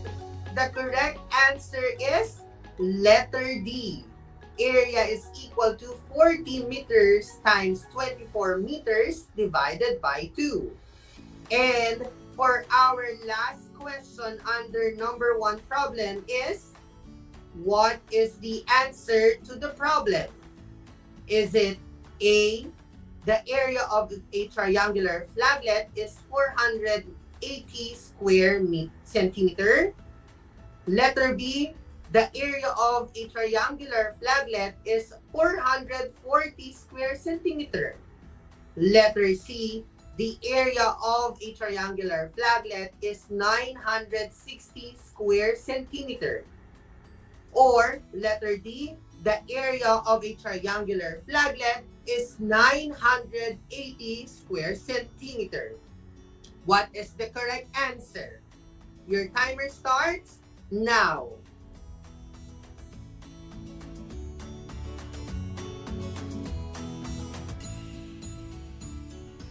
Very good. The correct answer is letter A. The area of a triangular flaglet is 400 square centimeter. Now it's your turn. I want you to show the solution in number 1 problem to explain why the answer is letter A. And continue activity number 2 on your mathematics grade for learners material on page 218. And that is your assigned task to do. Read the word problem carefully, then analyze. Simply follow the 4-step plan that will help you arrive with the correct answer. Don't forget to recheck your answers. That's it. To our grade 4 pupils, I admire you for being a good listeners. I hope you have learned a lot today. I know it is very challenging to solve problems involving squares, rectangles, and triangles.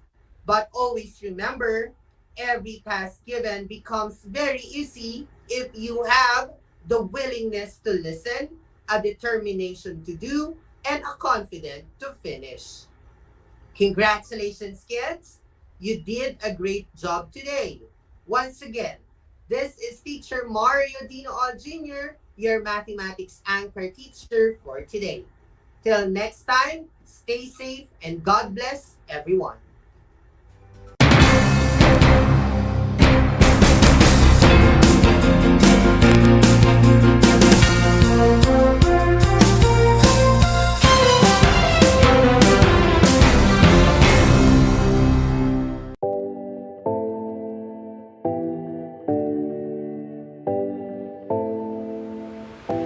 Alam niyo ba na ang 2014 Philippine Basketball Marathon ay ang pinakamahabang basketball match ayon sa Guinness World of Records? Ang laro ay naganap mula March 24 hanggang March 29, 2014 sa Meralco Gym sa Pasig at tumagal ng 120 hours. Ang marathon na ito ay isang fundraising event para sa mga biktima ng bagyong Yolanda. Alam niyo na, yan ang longest basketball match.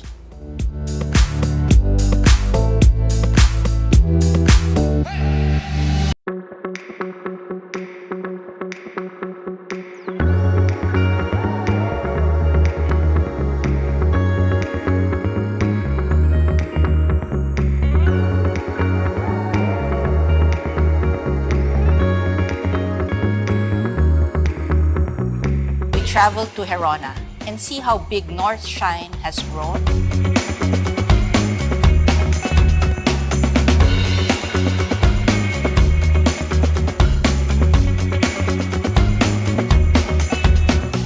Doon lang ako sa sa bayan ho namin, nakilala ho kami dahil sa North Shine. Nakita man yun, dati ho, parol capital ho kami dati ng Tarlac.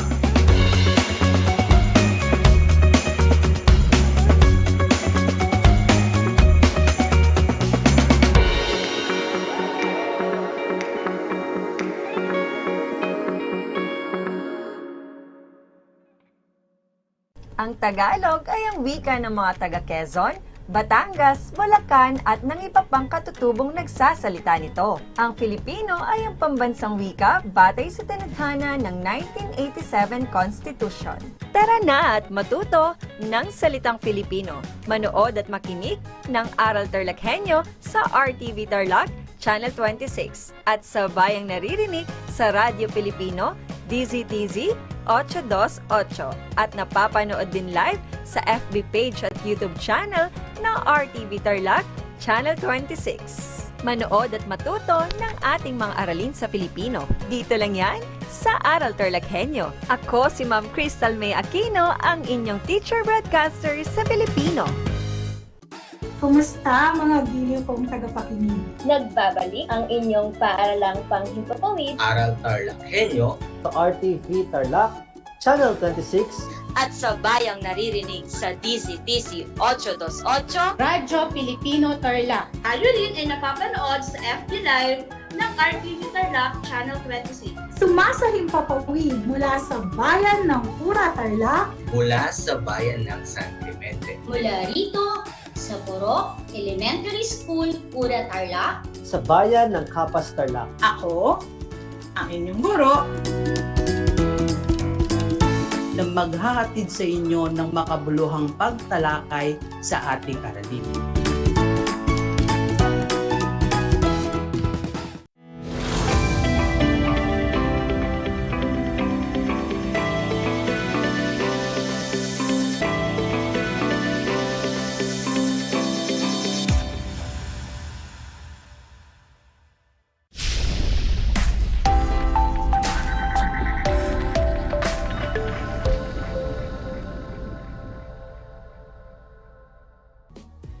Isang magandang araw ng Lunes sa mga minamahal naming mag-aaral sa ika-4 na baitang na nanonood ngayon. Tayo na at makibahagi sa ating alin. Dito lang sa Project Shine, Aral Tarlac sa RTV Tarlac, Channel 26 na sumasahimpapawid sa DZTC 828 Radyo Pilipino Tarlac at Facebook live stream. Ako, ang inyong teacher broadcaster, Ginang Marisa Palarca David ng Ramonio Coangco Elementary School, Barangay 10, Paniki, Tarlac, Distrito ng Timog, Paniki.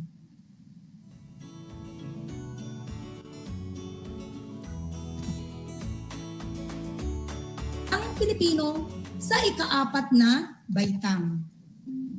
Handa na ba kayo sa ating aralin ngayong umaga? Magaling! Mga bata, makinig ng mabuti sa ating aralin ngayong umaga. Kung gusto ninyong sumagot o meron kayong mga katanungan, maaari ninyong i-type sa comment box na makikita sa inyong screen. O i-text ako sa numerong 094941111321. At sa mga magulang, gabayan po ang ating mga anak sa kanilang aralin ngayong umaga. Humanap na ng komportableng lugar. Ihanda na rin ang inyong module, learning activity sheets, sagutang papel at panulat. Sa episode na ito, ating tatalakayin ang wastong paggamit sa pangungusap sa pakikipagtalastasan. Ito ang dapat matutunan pagkatapos ng ating leksyon. Nagagamit ng wasto ang pang-angkop, na NG, G, at NA sa pangungusap at pakikipagtalastasan. Bago natin simulan, nais kong magbalik tanaw sa ating nakaraang aralin. Naaalala pa ba ninyo ang ating leksyon sa nakaraang episode? Natutunan ninyo ang wastong gamit ng natin ang inyong natutunan. Para sa ating balik-aral, narito ang panuto.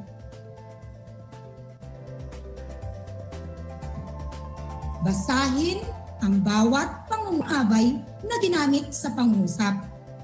Unang bilang, maagang gumising si Mickey upang hindi mahuli sa klase.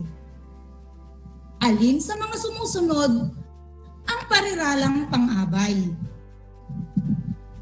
A. Maagang gumising. B. Si Mickey. C. Upang hindi mahuli sa klase. Ano ang inyong sagot? A. Mahusay. Pangalawang bilang, maagang nagluluto si nanay ng almusal upang siguradong busog ang kanyang mga anak bago pumasok sa paaralan. Alin dito ang parirang pang-abay na ginamit? A. Si nanay. B. Ang kanyang mga anak. C. Maagang nagluluto. Ang sagot ay C. Tama ang inyong sagot? Magaling. Pangatlong bilang, mabilis na isinuot ng mga bata ang kanilang regalong damit. Alin dito ang pariralang pang-abay na ginamit? A. Kanilang regalong damit. B. Malinis na isinuot. C. Mga bata. Ang wastong sagot ay B. Tama? Mahusay kayo mga bata. Pang-apat na pangungusap. Ang aming guro ay masayang nagdiwang ng kanyang kaarawan. Alin sa mga sumusunod ang pariralang pang-abay na ginamit? A. Ng kanyang kaarawan. B. Masayang nagdiwang. C. Ang aming guro. Ang wastong sagot ay B. Napakagaling. Panglimang pangungusap, matapang na lumaban ang mga bayani sa mga dayuhang Hapon. Alin sa mga sumusunod ang pariralang pang-abay? A. Sa mga dayuhang Hapon. B. Matapang na lumaban. C. Ang mga bayani. Ang sagot sa panghuling pangungusap ay B. Kagagaling. Tunay ngang kayo ay nakikinig sa inyong aralin. Magagaling, mga bata. Ngayon, ang ating leksyon ay tungkol sa wastong gamit ng pang-angkop sa pangungusap at pakikipagtalastasan. Ano ang pang-angkop? Ang pang-angkop ay mga katagang ginagamit upang maging maganda ang pagkakabigkas ng dalawang salitang magkasunod. Ang mga pang-angkop na ito ay ang NG, G, at na. Naririto ang mga pang-angkop at gamit nito. Unang pang-angkop, NG. Ginagamit ito kapag ang nauunang salita ay nagtatapos sa mga patinig tulad ng A, E, I, O, at U. Idinurugtong ito sa nasabing salita. Halimbawa, masayang bata. Masayang bata. Ang ginamit ay NG dahil ang unang salita ay nagtatapos sa letrang A. Susunod na halimbawa, babaeng maganda. Babaeng maganda. Ginamit ang NG dahil ang unang salita ay nagtatapos sa letrang E. Susunod, biniling pagkain. Biniling pagkain. Ginamit ang NG dahil ang unang salita ay nagtatapos sa letra I.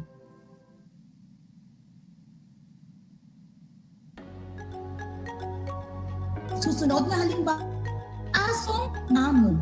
Ginamit ang NG dahil ang unang salita ay nagtatapos sa letrang O. Pangalawang pang-angkop, G. Ginagamit ito kapag ang nauunang salita ay nagtatapos sa N. Idinurugtong ito sa nasabing salita. Halimbawa, orasang bilog. Orasang bilog. Huwarang pinuno. Huwarang pinuno. Pupuang mahaba.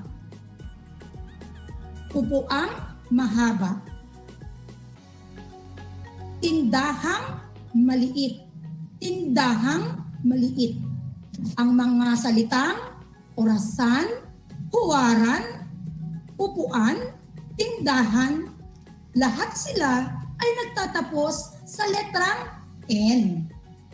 Kung kaya't, ginamit natin ang pang-angkop na G. Pangatlong pang-angkop, NA o na. Ginagamit ito kapag ang nauunang salita ay nagtatapos sa mga katinig maliban sa N. Hindi ito isinusulat ng nakadikit sa unang salita. Naririto ang mga halimbawa. Maayos na upuan. Maayos na upuan. Ginamit ang na or NA dahil ang unang salita ay nagtatapos sa letrang S. Maunlad na bansa. Maunlad na bansa. Ginamit ang na dahil ang unang salita ay nagtatapos sa letrang D. Malawak na palasyo. Malawak na palasyo. Ginamit ang na dahil ang unang salita ay nagtatapos sa letrang K.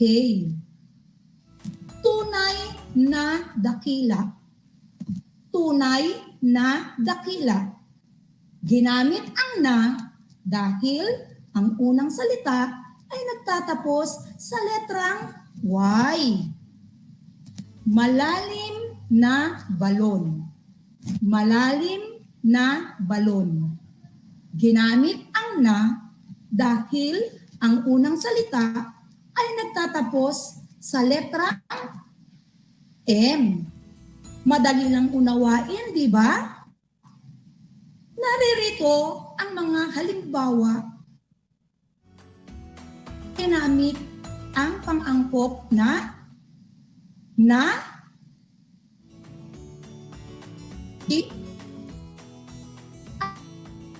at NG.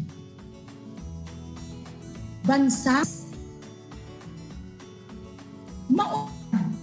mayan, maunlad na mamamayan. Pangatlo, dakong tuyo. Dakong tuyo. Pang-apat, pabago-bagong klima. Pabago-bagong klima. Panglima, tahimik na bayan. Tahimik na bayan. Pang-anim, malaking bahay. Malaking bahay. O bilog na upuan. Bilog na upuan. Pangwalo, sasakyang matulin. Sasakyang matulin. Pangsyam, malinis na kapaligiran. Malinis na pangsampo o panghuli na halimbawa, kaibigang tapat. Kaibigang tapat. Naunawaan ba ninyo ang ating aralin, mga bata? Ang pang-angkop ginagamit upang maging maganda ang pagkakabigkas ng dalawang salitang magkasunod.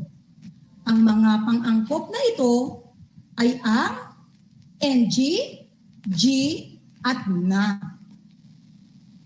Ano ang mga sumusunod?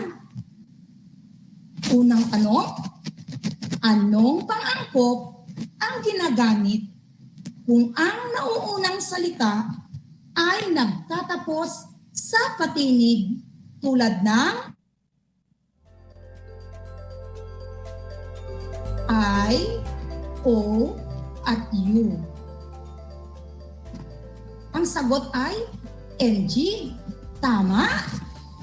Pangalawang tanong, anong pang-angkop ang ginagamit kung ang nauunang salita ay nagtatapos sa letrang N? G. Magaling. Pangatlong tanong, anong pangungusap o anong pang-angkop ang ginagamit kapag ang nauunang salita ay nagtatapos sa mga katinig maliban sa letrang N? At idinurugtong ito sa nasabing salita.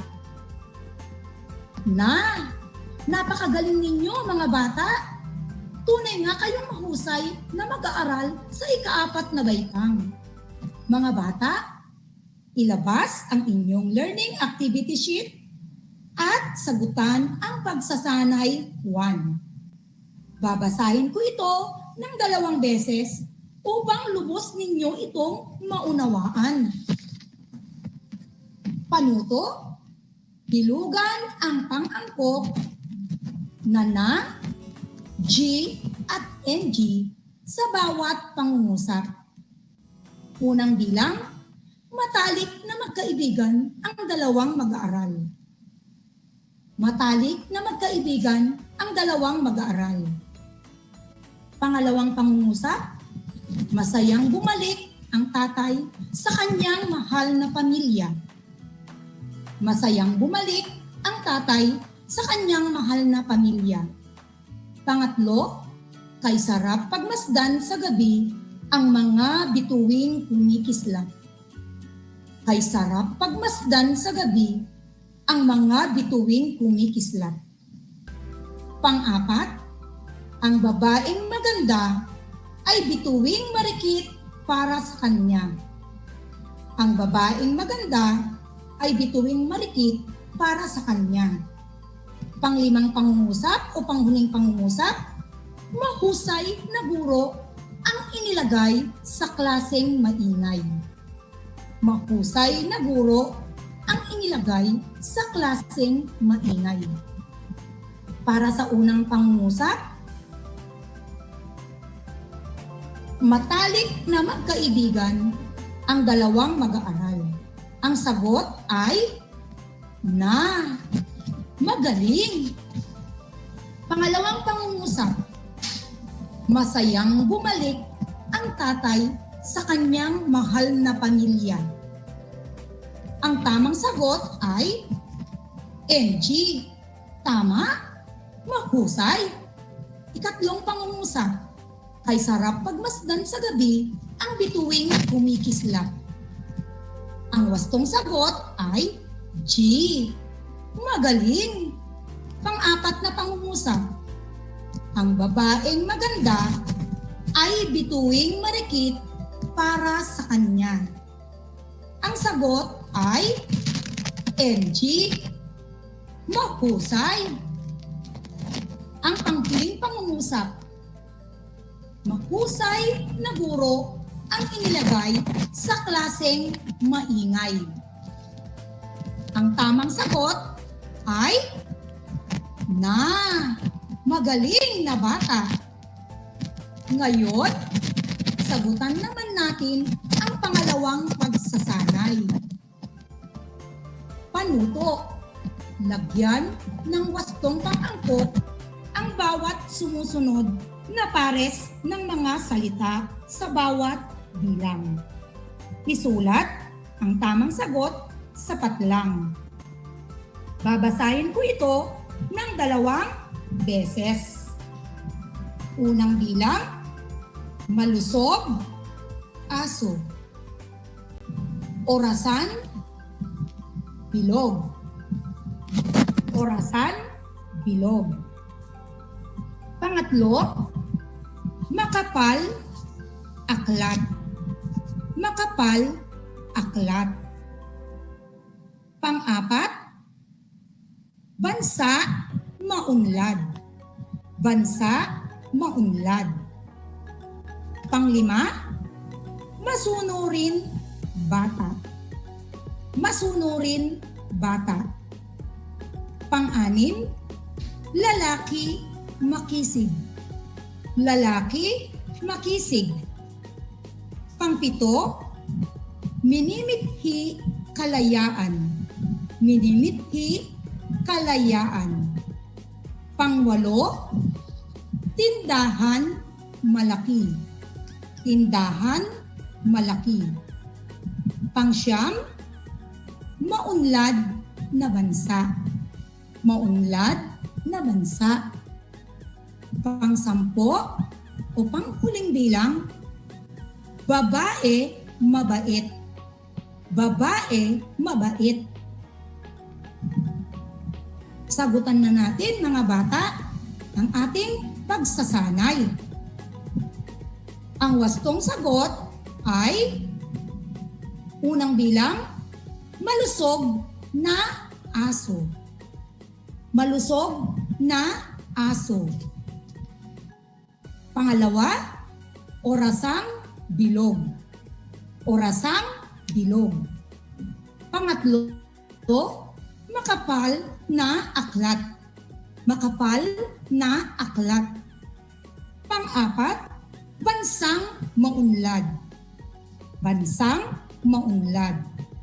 Pang-anim, lalaking makisig. Lalaking makisig. Pang-7, minimithing kalayaan. Minimithing kalayaan. Pang-8, tindahang malaki. Tindahang malaki. Pang-9, maunlad na bansa. Maunlad na bansa. At pang-10 o panghuling bilang, babaeng mabait. Babaeng mabait. Nakuha nyo mga bata? Sino sa inyo ang nakakuha ng 10 hanggang 5? Mahusay. Sino naman sa inyo ang nakakuha ng 4 pababa? Makinig ng mabuti at paghusayan pa ang mga gawain sa susunod na aralin upang makukuha ng mataas na puntos. Napakahusay ninyo, mga bata. Para sa ating panghuling pagsasanay, ito ay gawin sa bahay. Panuto, basahin ang putol-putol na parirala. Isulat sa patlang ang wastong pang-angkop na G at NG. Babasahin ko ito ng 2 beses. Unang bilang, langgam, pula. Langgam, pula. Pangalawa, dakong lagas. Dakong lagas. Pangatlo, maya, umawit. Maya, umawit. Pang-4, tumutulo, luha. Tumutulo, luha. Pang-5, pera, nawala. Pera, nawala. Pang-6, aso, tumatakol. Aso, tumatakol. Pang-7, malinis, tubig. Malinis, tubig. Pang-8, bata, paslit. Bata, paslit. Pang-9, upuan, mahaba. Upuan, mahaba. Pang-10 o panghuling bilang, mainit, panahon. Mainit, panahon. Nakuha nyo mga bata? Mabilis na lumipas ang 25 minuto ng ating makabuluhang talakayan sa Pilipino Grade 4. Abangan pa ninyo ang mga sumusunod na episodes ng ating mga aralin sa ating asignatura. Binabati ko kayong lahat dahil sa ipinakita ninyong galing sa ating aralin ngayong araw. Nais kong bigyan ninyo ang inyong mga sarili ng malakas na palakpak dahil sa ipinakita ninyong partisipasyon at pakikinig sa ating aralin. At sa mga magulang na patuloy na sumusubaybay sa kanilang mga anak, binabati ko rin po kayo ng marami pong salamat. Kung kayo pa ay may karagdagang katanungan tungkol sa ating aralin, maaari kayong magpadala ng mensahe sa aking messenger. Ang inyong mga tanong ay aming sasagutin sa abot ng aming makakaya. Patuloy pa rin kayong tumutok sa ating Project Shine. RTV Tarlac Channel 26. Sumasang papawid sa DCTC 828 Radyo Pilipino Tarlac. Ito ang inyong teacher broadcaster para sa episode na ito.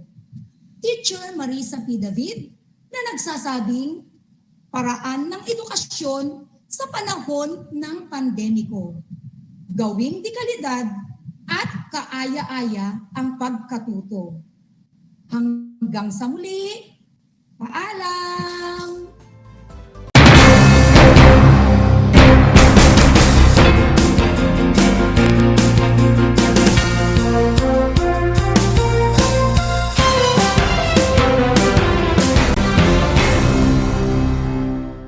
Bahagi mo Radyo Pilipino saan mang bahagi ng Pilipinas, saan mang bahagi ng mundo, ano mang uri ng pamumuhay, kabahagi mo Radyo Pilipino. Radyo Pilipino sumasahimpapawid sa DWPR 1296 Dagupan, DZTC 828 Tarlac, DZLT 1188 Lucena, DZYM 1539 Mindoro, DWRL 1080 Legazpi, DWRN 657 Naga, DYRB 540 Cebu, DYRL 1035 Bacolod, DYRN 1134 Dumaguete, DXCO 1044 Cagayan de Oro, DXGS 765 General Santos, DXOC 1494 Ozamis, DXOW 981 Davao at Radio Filipino Podcast Center Manila. Ito ang kabahagi mo Radyo Pilipino, napapakinggan on air and online sa buong mundo sa pamamagitan ng www.radiopilipino.com. Impormasyong may kalidad at serbisyong may halaga. Kasama katuwang kapinoy. Kabahagi mo Radyo Pilipino. Radyo Pilipino.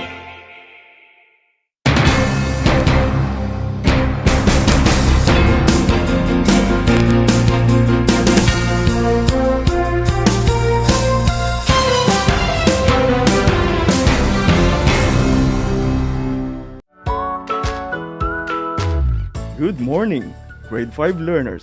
How are you today? Welcome to Aral TarlakHenyo here on RTV Tarlac, Channel 26. Simulcast over DCTC, Radyo Pilipino, Tarlac. I am Sir Joshua Evaristo, your teacher broadcaster, aiming to give you another fun-filled learning experience, serving you with the different skills, learn and have fun together.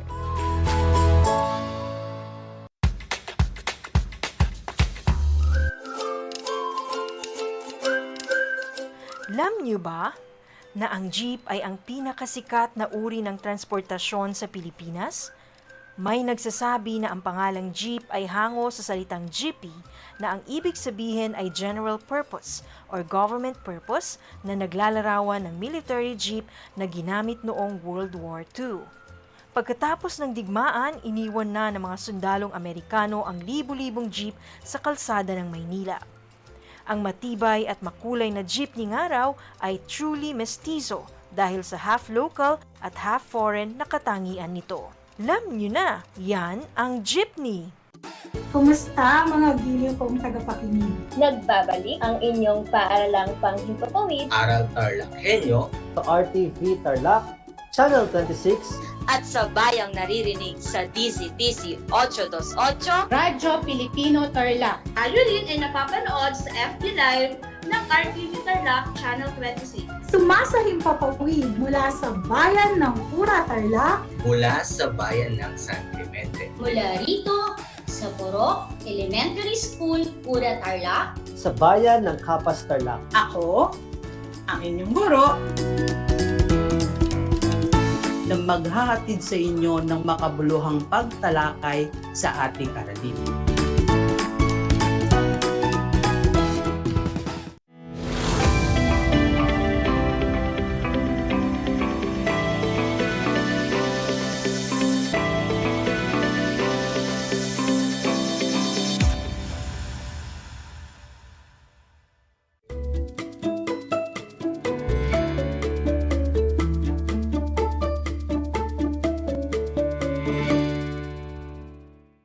Welcome sa ating Project Shine, Aral TarlakHenyo ng Schools Division of Tarlac Province.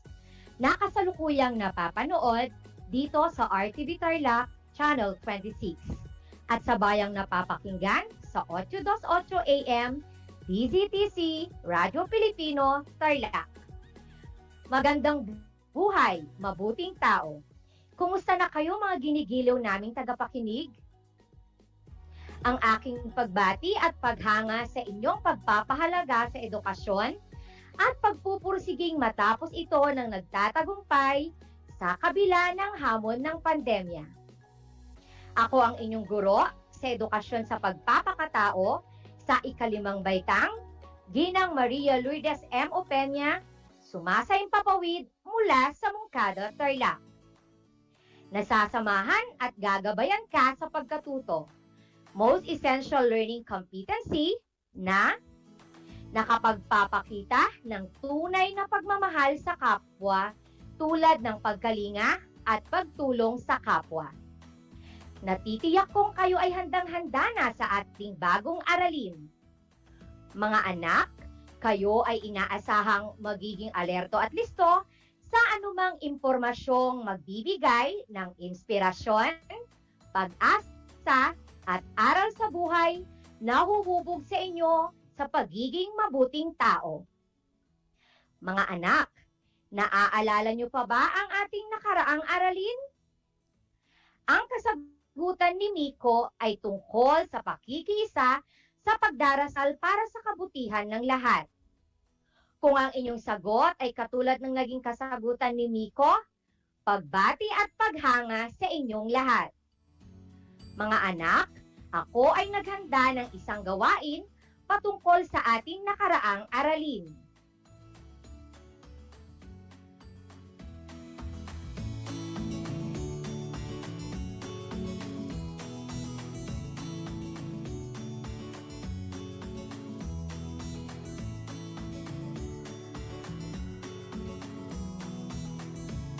Nakasubaybay sa Facebook page ng RTV Tarlac Channel 26, maaari ninyong gamitin ang comment box para sa inyong mga kasagutan. Una, laging magpasalamat sa Diyos sa lahat ng mga biyayang ipinagkakaloob niya sa araw-araw. Ang kasagutan ni Jonah ay tama. Kung kayo ay may kaparehong sagot, kayo ay tunay na mahuhusay. Tama iyon mga anak. Huwag kalimutang magpasalamat sa Panginoon sa araw-araw sa mga biyayang natatanggap. Ikalawa, ipagdasal hindi lamang ang sariling kaligtasan, kundi maging ang kaligtasan at kalagayan ng kapwa. Kung ang inyong sagot ay tama, tanggapin ninyo ang mga salitang magagaling at mahuhusay sapagkat tama ang inyong sagot. At ikatlo, igalang lamang ang mga taong may kaparehong relihiyon. Ang kasagutan ni Jessica ay mali. Mali din ba ang inyong sagot? Kung ganon, ang kasagutan ninyo ay tama. Mga anak, laging tatandaan na dapat igalang ang relihiyon at pananampalataya ng ating kapwa, kahit ito ay iba sa sariling paniniwala. Sa umagang ito ay atin namang aaralin ang mga pamamaraan ng pagpapakita ng pagtulong at pagkalinga sa kapwa. Simulan natin ang araling ito sa pamamagitan ng pagbasa ng isang tula. Ito ay pinamagatang Ang Kaibigan Kong si Javier, na sinulat ni Mariel Catherine D.G. Tesoro. Si Javier ay maaasahan, kaya siya ay hinahangaan. Palaging inuuna ang pangangailangan ng iba. Bilang pinuno, nangunguna sa pagpapakita ng magandang ehemplo sa mga kaeskwela. Sa oras ng kagipitan, si Javier ay nariyan. Siya'y tunay na mapagkakatiwalaan, hindi namimili ng tutulungan. Mabilis na tumatalima sa mga nangangailangan, nakikinig sa api, at para sa lahat ay kaibigan. Isang araw ay may kamag-aral na nawalan ng pera. Itinigil niya ang pagkain at dagling nag-abala. Walang tigil na naghanap sa nawalang pera. Kinalimutan ng gutom at inuna ang iba. Alam niyang mas mahalaga ang makatulong muna. Habang may klase, isang kamag-aral ay nanghina. Dali-dali siyang tumayo at kalagayan nito ay kinumusta. Nagpaalam sa guro na kamag-aral dadalhin sa klinika. Sinamahan niya ito at sinakripisyo ang oras niya. Ipinagdasal pa ang kamag-aral upang ito ay gumaling na. Matematika ay paborito ni Javier na asignatura. Natatapos siya ng maaga sa lahat ng gawain at takda. Nang mapansin ang kamag-aral na halos maluha na. Nahihirapan daw ito sa leksyon at paksa. Di siya nagdalawang isip na turuan ito sa halip na magpahinga. Nagtataguyod ng kapayapaan at walang kinikilingan. Si Javier ay namamagitan sa mga kamag-aral na may alitan. Pinagbabati at pinagkakasundo niya sila. Kahit na ang mga mahiyain ay kinakaibigan niya. Sinisigurong sila ay di nalulumbay at di nag-iisa. Ang bansa'y hinagupit ng matinding kalamidad. Humingi si Javier ng donasyon para sa mga nasalanta. Sa paghihikayat at paglulunsad ng proyekto at siya ay nanguna. Masipag na nangalap ng mga donasyon para sa mga nasalanta.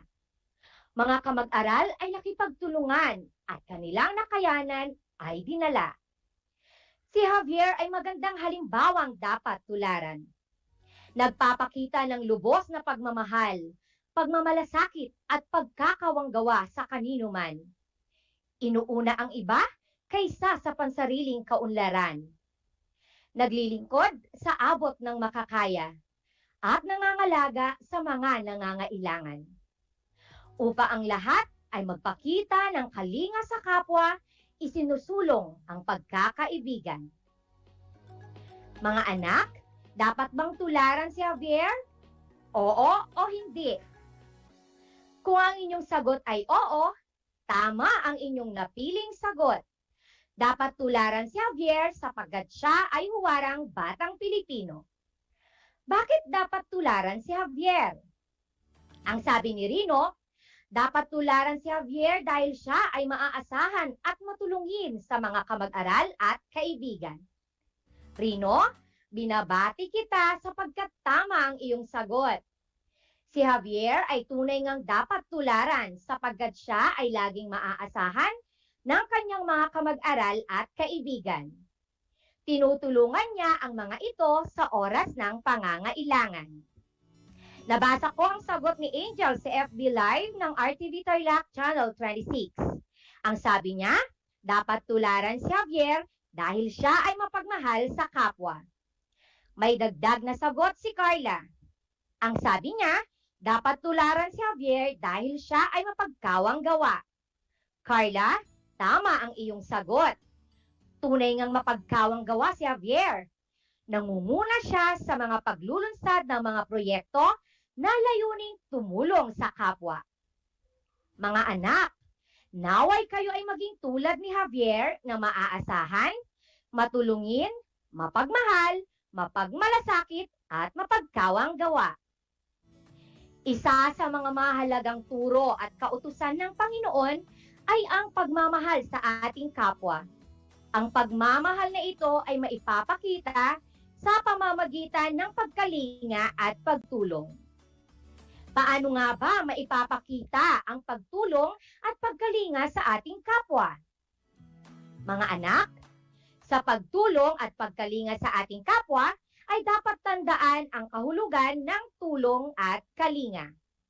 Mauna tayo sa kahulugan ng tulong. Ang ibig sabihin ng T ay tumulong sa kapwa nang walang hinihintay na kapalit. Ang pagtulong sa ating kapwa sa anumang pamamaraan ay dapat magmula sa kaibuturan ng ating puso. Kung ikaw ay may hinihinging kapalit sa pagtulong, ito ay hindi tunay na pagtulong. Ito ay pagiging makasarili. Ang ibig sabihin naman ng U ay ugaliin ang pagbabahagi ng mga biyaya sa mga nangangailangan. Mga anak, huwag mag-agtubiling ibahagi ang inyong mga sobrang pagkain, pera, damit, at iba pa sa mga taong nangangailangan. Sabi nga ng isang kasabihan, sharing is caring. Ang ibig sabihin naman ng L ay lumahok sa mga programa at proyekto na naglalayong tumulong sa kapwa. Isang magandang hakbang din ang pakikilahok sa mga programa at proyekto na naglalayong makatulong sa kapwa, kagaya ng feeding program, outreach program, gift-giving program, tutorial program, at iba pa. Mga anak, oras at panahon ay ibahagi din sa pagtulong sa kapwa. Halimbawa, maglaan ng oras sa pagtulong sa pagkolekta ng mga donasyon na ibibigay sa mga nasalanta ng bagyo o kaya naman ay tumulong sa pagriripak ng mga relief goods. Maigi din na nanghihikayat na tumugon sa pangangailangan ng kapwa sa kinabibilangang pamayanan.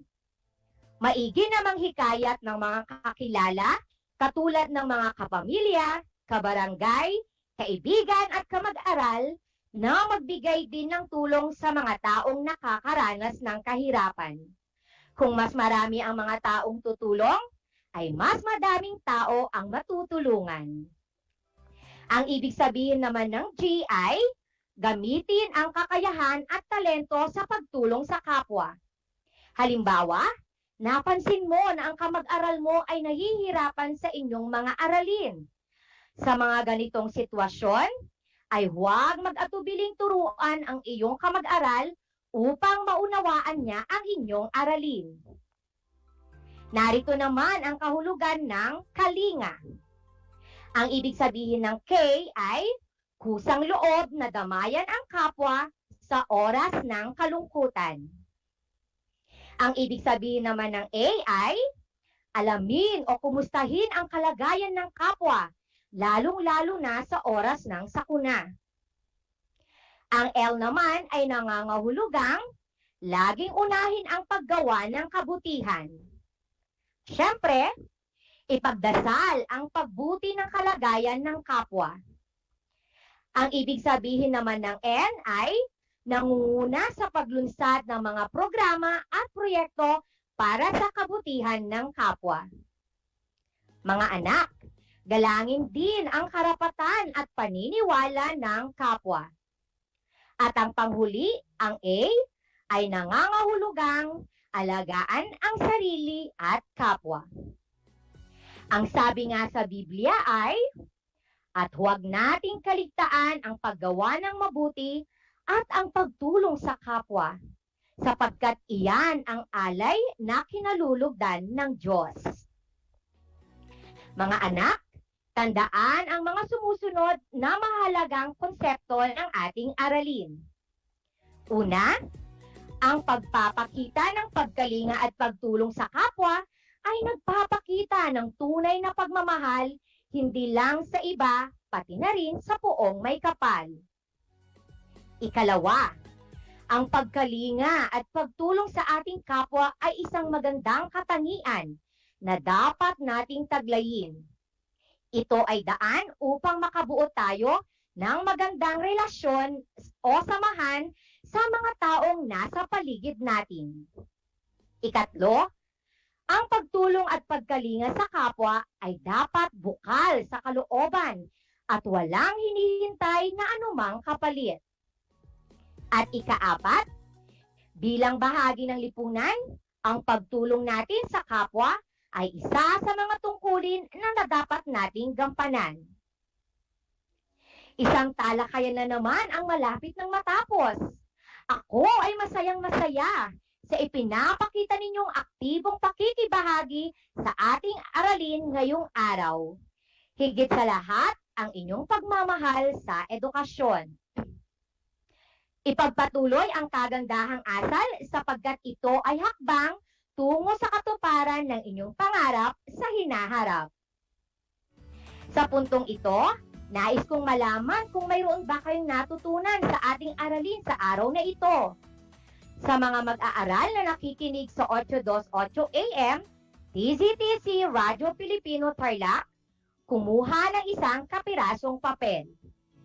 At sa mga nakatutok naman sa Facebook page ng RTV Tarlac Channel 26, ay maaari ninyong gamitin ang comment section para sa inyong mga sagot. Piliin lamang kung alin sa mga pagpipilian, A, B, C ang tamang sagot. Handa na ba kayo? Kung ganon, tayo ay magsimula na. Unang katanungan. May isang batang namamalimos na kumatok sa inyong bahay. Ano ang gagawin mo? A. Bibigyan ko siya ng pagkain o barya. B. Hindi ko papansinin ang batang namamalimos. C. Sasabihan ko siya na magtrabaho upang magkaroon siya ng pera. Mga anak, letrang A ba ang inyong sagot? Kung ganon, kayo ay magagaling. Ikalawang katanungan. Sinabi sa iyo ng iyong mga magulang na sa darating na Pasko ay kukup-kup kayo ng pamilya na nasalanta ng kalamidad. Ano ang gagawin mo? A. Hindi ako sasang-ayon sa kagustuhan ng aking mga magulang. B. Mag-iipon ako ng mga gamit na maaaring ibigay sa kanila. C. Tatawag ako sa aking pinsan na kung maaaring makitulog sa kanila dahil panigurado, sisikip ang aming bahay. Ang kasagutan ni Maris ay letrang B. Magkapareho ba kayo ng sagot? Kung ganon, tama ang inyong sagot. Ikatlong katanungan. Nagpunta kayo sa isang bahay ampunan para makilahok sa isang tutorial program. Sinabi ng batang tinuturuan mo na nahihirapan siya sa aralin. Ano ang iyong gagawin? A. Ibibigay ko na lamang ang mga sagot upang hindi na siya mahirapan. B. Uulitin ko ang pagpapaliwanag sa mga aralin upang maintindihan niya ang mga ito. C. Sasabihin ko sa aking kamag-aral na siya muna ang magturo sa bata sapagkat mabagal siyang matuto. Kung ang inyong sagot ay letrang B, tanggapin ninyo ang aking pagbati. Ika-4 na katanungan. Nakita mong nahihirapan ang iyong kamag-aral sa mga binubuhat niyang aklat. Ano ang gagawin mo? A. Hindi siya papansinin at magpatuloy sa ginagawa. B. Sasabihan ang kasama na tulungan siya. C. Tutulungan siya sa pagbubuhat ng mga dalang aklat. Ang sagot ni Jamie ay letrang C. Kung kayo ay may kaparehong sagot, kayo ay tunay na nakinig sa ating aralin. At ang huling katanungan. Napansin mo na isa sa mga kamag-aral mo ay hindi kumakain sa oras ng recess. Ano ang gagawin mo? A. Pupuntahan ko siya at ibibigay ang kalahati ng aking baon. B. Uutusan ko muna siya bago ibigay ang aking sobrang pagkain. C. Babaliwalain ko na lamang siya. Mga anak, ang tamang sagot ay letrang B. Binabati ko kayong lahat mga anak, sapagkat natitiyak kong nakuha ninyong lahat ang tamang sagot ng ating pagsusulit. Mula sa akin, tanggapin ninyo ang mga salitang magaling at mahusay, mabuting tao. Mga anak, ako ay naghanda ng 2 gawain at refleksyon sa inyong learning activity sheets. Inaasahan ko na ito ay inyong sasagutan ng buong sigasig at sa abot ng inyong makakaya. Sakali man nakakailanganin ninyo ang patnubay ng inyong kapamilya at guro, huwag kayong mag-atubiling sila ay tawagan upang kayo ay mag-abayan ng tama. Isang talakayan na naman ang natapos sa araw na ito. Panalangin ko na anumang konsepto, higit lalo ang mga aral sa buhay na inyong natutunan sa araw na ito, ay inyong maisa sa buhay sa araw-araw. Muli, ako ang inyong guro sa edukasyon sa pagpapakatao sa 5th baitang, Ginang Maria Lourdes M. Opeña, na nagpapaalala na piliing maging mabuting tao sa lahat ng panahon at pagkakataon. Hanggang sa muli!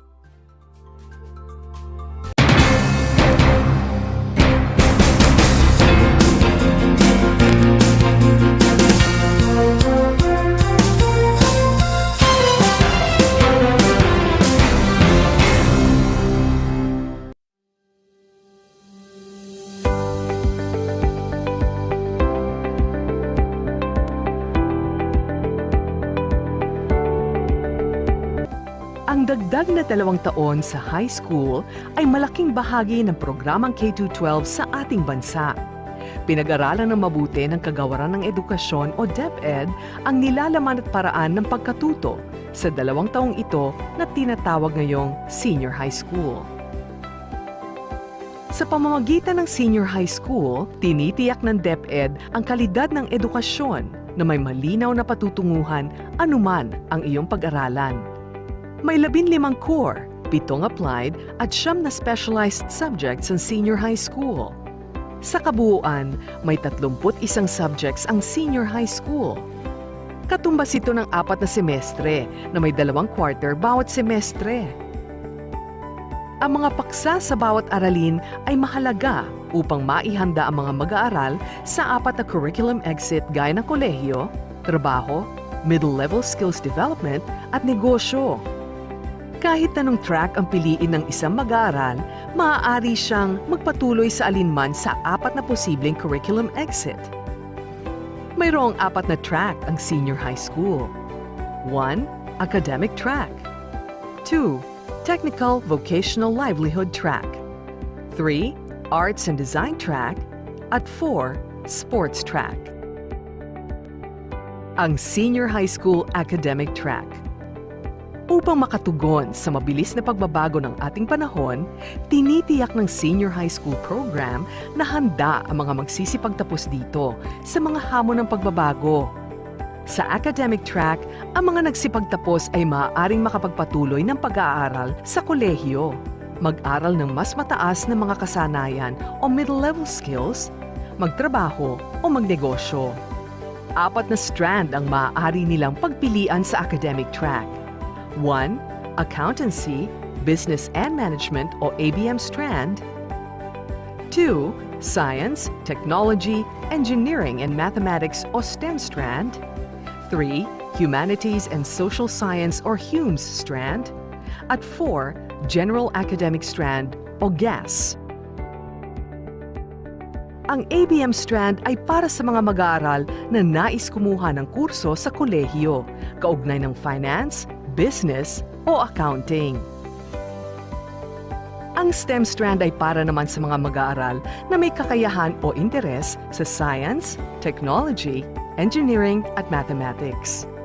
Sa STEM, mayroong mga science lessons na kasama na sa core subjects, kaya papalitan ito ng earth science at disaster readiness. Upang mapabilang sa STEM, kailangan ng final grade na di bababa sa 85 sa grade 10 math at science. Percentile rank na 86 o higit pa sa STEM subtest sa National Career Assessment Examination o NCAE.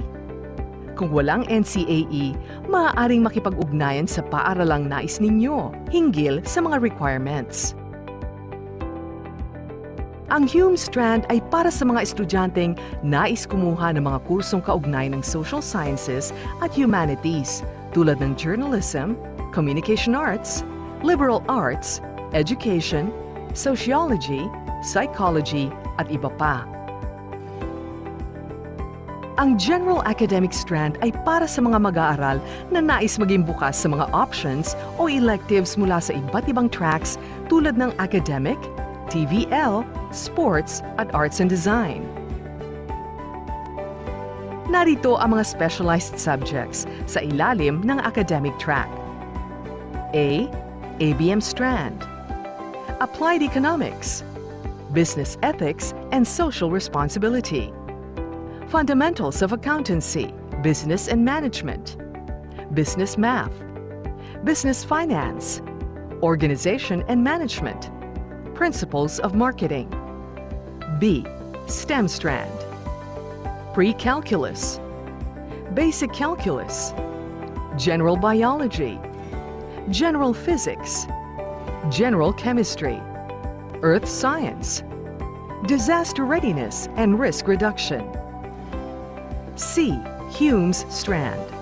Creative Writing. Creative Nonfiction. Introduction to World Religions and Belief Systems. Community Engagement, Solidarity, and Citizenship. Philippine Politics and Governance. Trends, Networks, and Critical Thinking in the 21st Century. Disciplines and Ideas in the Social Sciences. Disciplines and Ideas in the Applied Social Sciences. D. General Academic strand. Humanities, Social Science, Applied Economics, Organization and Management, Disaster Readiness and Reduction, Electives. Maraming kurso ang maaaring pag-aralan ng mga nakatapos ng kahit anong strand sa academic track na kalaunan ay mapakikinabangan nila sa pagtatrabaho. Narito ang ilang halimbawa. Ang mga mag-aaral na nakapagtapos ng ABM strand ay maaaring pumili ng kurso sa kolehiyo na kaugnay sa trabaho ng isang accountant, bookkeeper, market analyst, entrepreneur, financial advisor, business agent, manager, product and service innovator, portfolio manager, advertiser, o bank teller. Ang mga mag-aaral na nakatapos ng STEM strand ay maaaring pumili ng kurso sa kolehiyo na kaugnay sa trabaho ng isang engineer, medical professional, professor, instructor o teacher, architect, product designer, scientist, veterinarian, dentist, chemist, physicist, pharmacist, graphic designer, at automobile designer. Ang mga mag-aaral na nakapagtapos ng HUMS strand ay maaaring pumili ng kurso sa kolehiyo na kaugnay sa trabaho ng isang teacher, instructor o professor, education specialist, guidance counselor, lawyer, writer o author, psychologist, social worker, public servant, journalist, film director, social entrepreneur o influencer. Ang mga mag-aaral na nakapagtapos ng GA strand ay maaaring pumili ng kurso sa kolehiyo, subalit dapat isaalang-alang ang mga prerequisite subjects ng ninanais na kurso. How are you today? Hello, everyone. Hello, learners of Tarlac. Good morning, Math Talino Grade 4 learners! Welcome to Aral TarlakHenyo here on RTV Tarlac Channel 26. Simulcast over DCTC Radio Filipino Tarlac. I'm Sir Glenn, your teacher broadcaster. Broadcasting live here at Paniki, Tarlac. Remotely here in Concepcion, Tarlac. Live here at Barangay Pedro Elquines, Mayantok, Tarlac. Broadcasting live from Ramos National High School. Your anchor teacher today for grade 9 mathematics. Your partner in education this time of pandemic. Did you know that children learn more when they initiate an activity and are actively engaged in it? This is your science teacher broadcaster, Princess Diana L. Ronquillo for Aral TarlakHenyo. Let's learn science together on Aral TarlakHenyo. Catch us live every Monday to Friday from 8:30 a.m. to 5:30 p.m. Watch Aral TarlakHenyo on RTV Tarlac, Channel 26, simulcast over Radyo Pilipino, DZTC 828 kHz, and streamed live on FB page and YouTube channel of RTV Tarlac, Channel 26.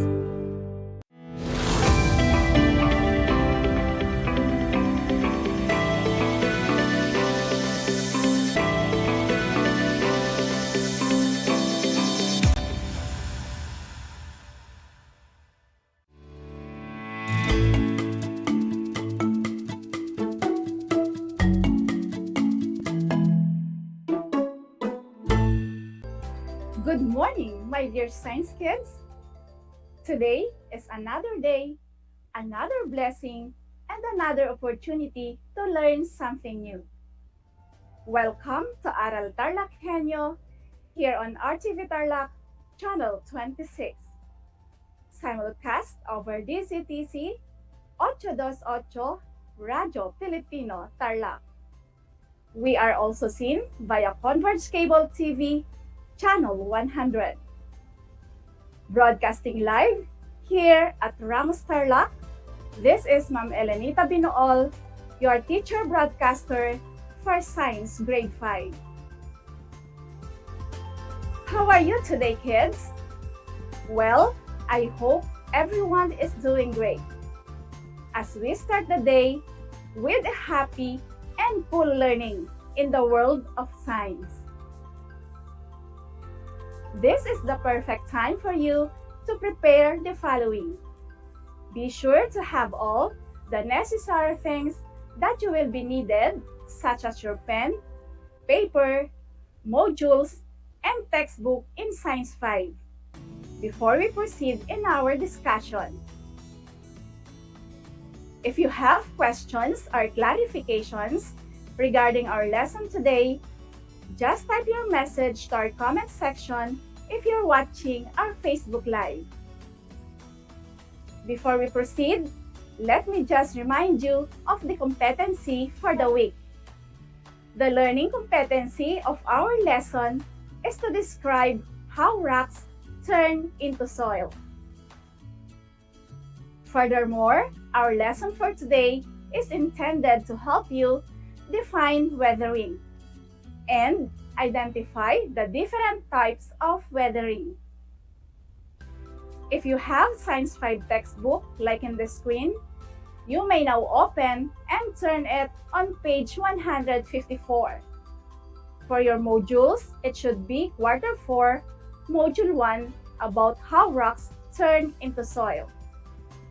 Then open it on page 3, Lesson 1, about mechanical weathering. Alright, my grade 5 listeners, are you ready to gain new learnings?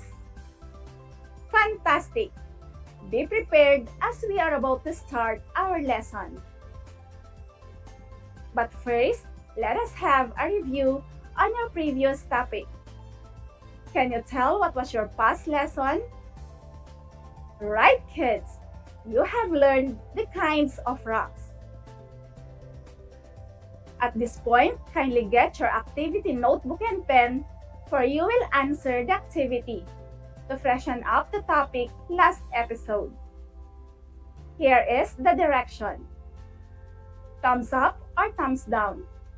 Show your thumbs up if the statement is true and thumbs down if the statement is false. Again, show your thumbs up if the statement is true and thumbs down if the statement is false. I will repeat the statement in each item twice.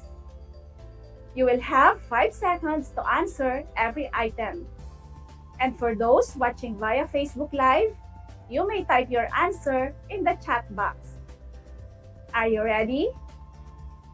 Let's get started. For number 1, metamorphic rocks start either as igneous or sedimentary rocks.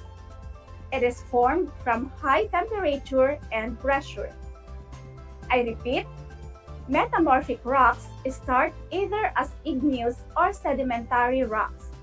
It is formed from high temperature and pressure. Thumbs up or thumbs down? Your timer starts now.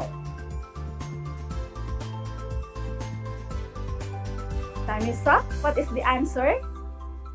If you put your thumbs up, you are correct, kids. If the first statement is true because high temperature and pressure change the rocks into new forms. Let's have number 2. Basalt, pumice, and rhyolite are examples of extrusive igneous rocks. Once more, basalt, pumice, and rhyolite are examples of extrusive igneous rocks. Ready? What do you think is the answer? Thumbs up or thumbs down? Your time begins now. Time has ended. If you put your thumbs up, you did a great job, kids. Basalt, pumice, and rhyolite are examples of extrusive igneous rocks. Let's move on to number 3. A rock is a natural substance made up of a single mineral. I repeat, a rock is a natural substance made up of a single mineral. Ready? What do you think is the answer? Thumbs up or thumbs down? Your time begins now. Time has ended. What is the answer? If you put your thumbs up, if you put your thumbs down, you are correct, kids. Why? Because a rock is a natural substance made up of many minerals. Moving on for number 4, the hardening of the molten magma occurs in the surface of the earth is called extrusive igneous rock. Again, the hardening of the molten magma occurs in the surface of the earth is called extrusive igneous rock. Thumbs up or thumbs down? Are you ready? Your time begins now. Time is up. What is the answer? If you put your thumbs up, you are correct. The statement is true. The hardening of the molten magma occurs in the surface of the earth is called extrusive igneous rock. Did you get all the correct answer? Great job, kids! I guess you are now ready for our next topic. Kids, have you already viewed and observed the beauty of our Mother Earth? Have you enjoyed the blessings from our nature? Yes, we are. We are very blessed for our home, the earth, the only place that our Creator gave to us. We have the soil, the water, and the air. These are the very important components to live on. Have you not wondered how those soils are formed? Where does soil come from? Soil is finely weathered rock. It comes from the bed of rocks which had been broken into fine particles over the years. Again, soil is finely weathered rock. It comes from the bed of rocks which had been broken into fine particles over the years. Rocks play a major part in the formation of soil. Rocks can be formed from molten materials and can be broken into finer pieces. This process is called weathering. Weathered rock particles that remain in place may form a bulk of soil. What is weathering? Weathering, as said earlier, is the breaking down of rocks into finer or smaller pieces. There are two main types of weathering, mechanical and chemical. Again, there are two main types of weathering, mechanical and chemical.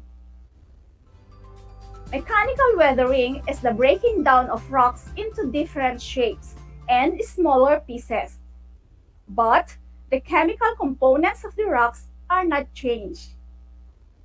Again, mechanical weathering is the breaking down of rocks into different shapes and smaller pieces.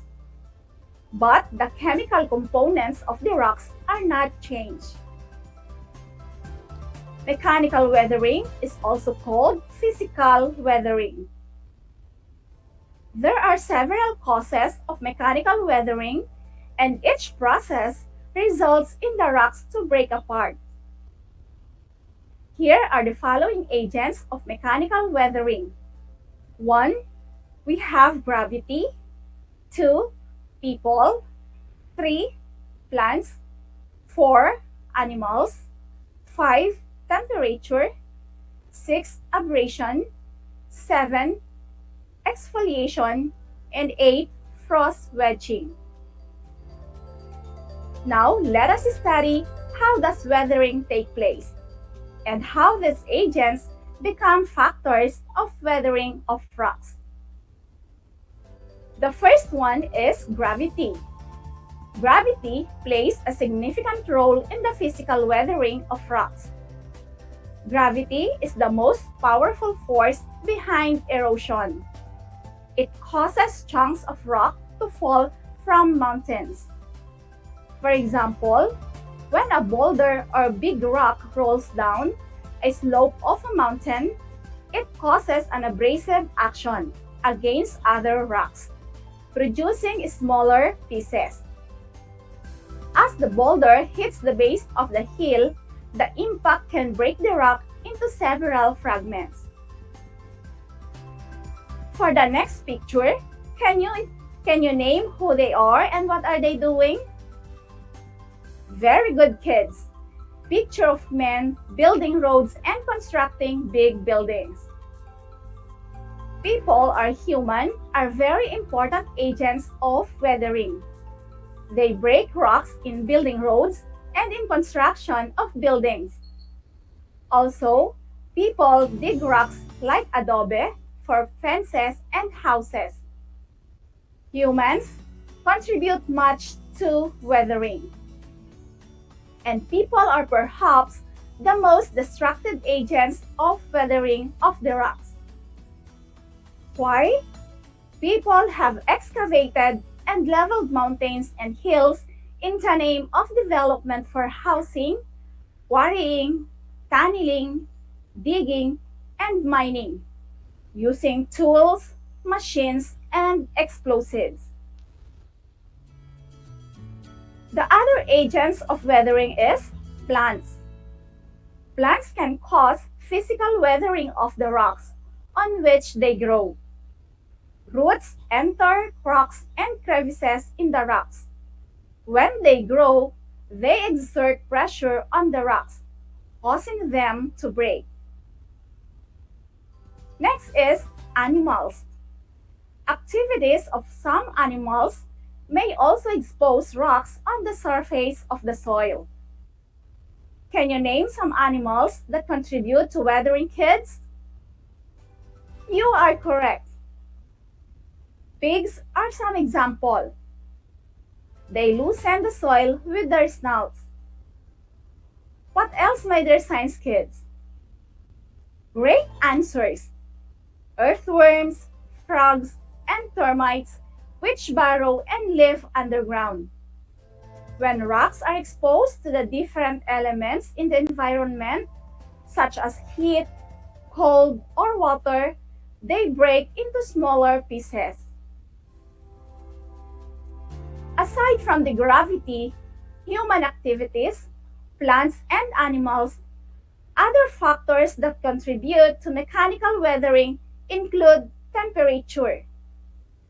Temperature changes cause physical weathering. Rocks crumble and decay because of heating and cooling. During the day, surface rocks are heated by the sun's rays. At night, rocks cool and contract. The mineral grains are loosened from the rocks until they break down.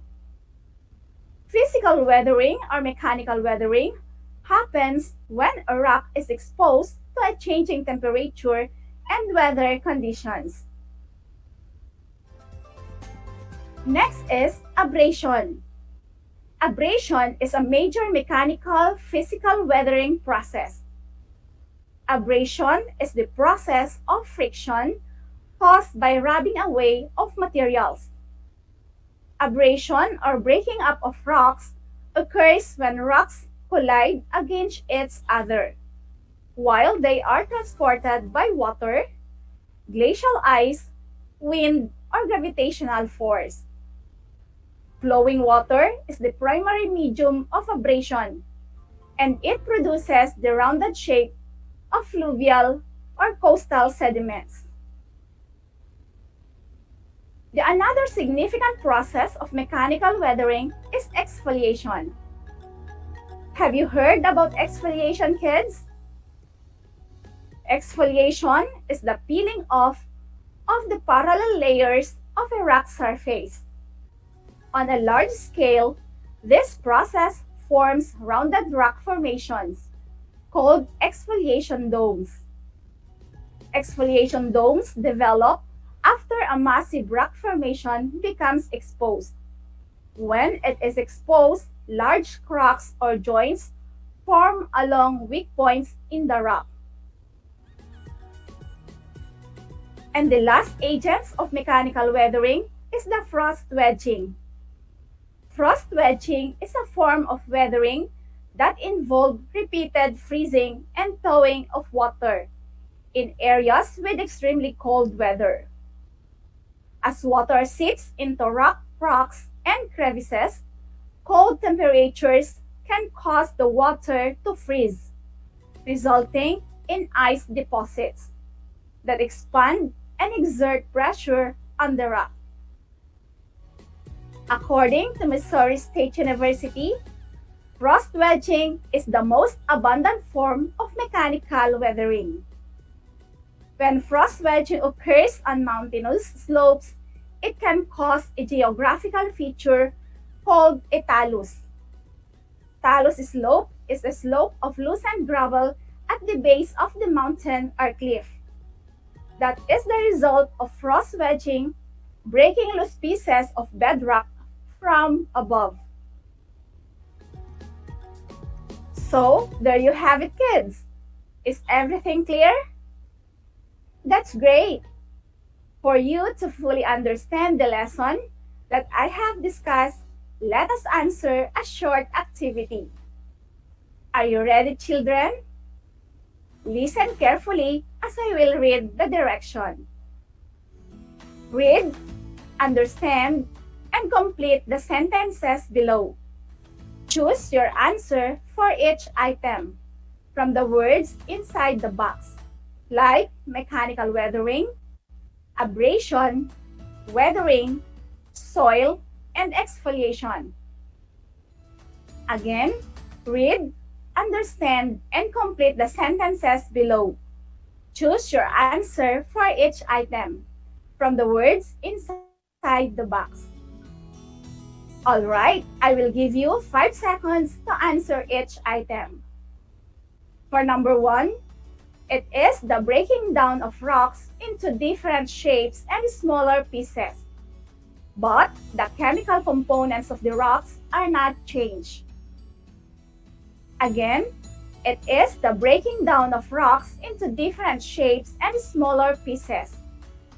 But the chemical components of the rocks are not changed.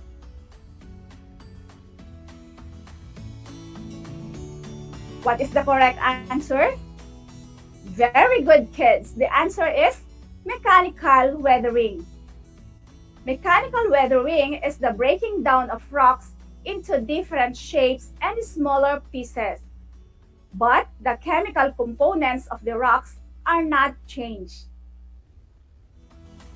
Number 2, it is the breaking down of rocks into finer or smaller pieces. I repeat, it is the breaking down of rocks into finer or smaller pieces. What is your answer? Excellent, kids. The answer is weathering. Weathering is the breaking down of rocks into finer or smaller pieces. Now, we will proceed to number 3. It is finely weathered rock. It comes from the bed of rocks which had been broken into fine particles over the years.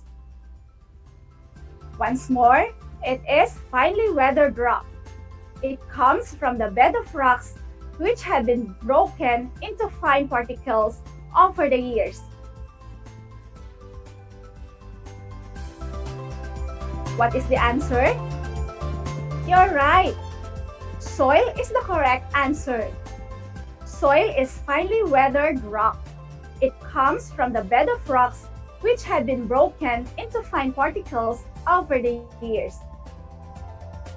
Another for number 4, it is the bumping and rubbing of rocks as they collide. I repeat, it is the bumping and rubbing of rocks as they collide.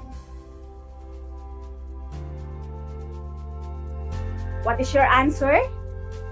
If your answer is abrasion, great job, kids. For number 5, it is the peeling off of the parallel layers of a rock surface. Again, it is the peeling off of the parallel layers of a rock surface.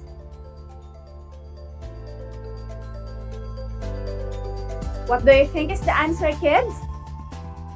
Great job! The correct answer is exfoliation. Exfoliation is the peeling off of the parallel layers of a rock surface. How are your score, kids? Did you get them all? Did you enjoy answering the activities? That's great! Congratulations! I prepared another activity for your assignment. You may ask for the assistance of your parents, guardians, and advisors in answering them. Here is the direction. Complete the diagram by filling up the missing information in the circles. Then, give at least one example per agent of weathering. Again, complete the diagram by filling up the missing information in the circles. Then, give at least one example per agent of weathering. Moving on, let us have a recap on what you have learned this morning. Rocks play a major part in the formation of soil. Rocks can be formed from molten materials and can be broken into finer pieces. This process is called weathering. Again, when we say weathering, it is the breaking down of rocks into finer or smaller pieces. There are 2 types of weathering, the mechanical and chemical weathering. Mechanical weathering is the breaking down of rocks into different shapes and smaller pieces. But the chemical components of the rocks are not changed. Mechanical weathering is also called physical weathering. Here are the following agents of mechanical weathering: gravity, people, plants, animals, temperature, abrasion, exfoliation, and frost wedging. Kids, always remember, as our planet exists, there is always a change. One of this is weathering. Change can be done depends on the situation. It can be a process and gradual, or it can be done immediately. In our personal life, when we see something wrong to anyone, we cannot abruptly change it because it causes instability. Do it slowly and patiently. You cannot change a thing, just a blink of an eye, okay? I know that our episode today has been interesting and exciting to everyone. See you again on Wednesday for the continuation of our topic. So, that ends our lesson for this time. Just do your best and apply what you have learned on this session. If you have more questions and clarifications, do not hesitate to ask your teacher so they can assist you in answering your learning activity sheets or modules. This is Project Shine, Aral TarlakHenyo, brought to you by the Department of Education, Division of Tarlac Province, in cooperation with DZTC 828 AM station and RTV Tarlac Channel 26. I would like to end up by saying, the science is the key to make impossible things possible. I hope you learned a lot today. Again, I am Elenita Binool, your science anchor teacher. Keep safe, everyone. Thank you and God bless. Until next time.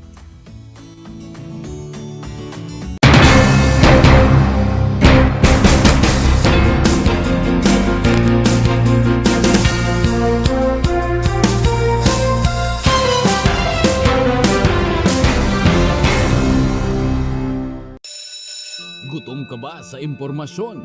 May na-miss ka bang subject at leksyon? Gusto mo bang alalahanin ang nakaraan o dagdagan ang iyong kaalaman? Lahat yan alamin natin because the professor is in. Professor on air and online. Kasama si Professor Willie Perez. Isang oras na kaalaman, isang oras na makabuluhan. Professor on air. Mamangha at tumawa sa mga tips at trivia. Sa gabay at tanong, sagot ka rin niya. Professor on air and online. Kasama si Professor Willie Perez. Tuwing Sabado, alas 10 hanggang alas 11 ng umaga. Mapapakinggan sa Radyo Pilipino at mapapanood sa RTV Tarlac Channel 26. Professor on air. 1 FM. 1 FM. 1 lang yan. This is your one. My only one. 1 lang yan. The only one. 1 FM.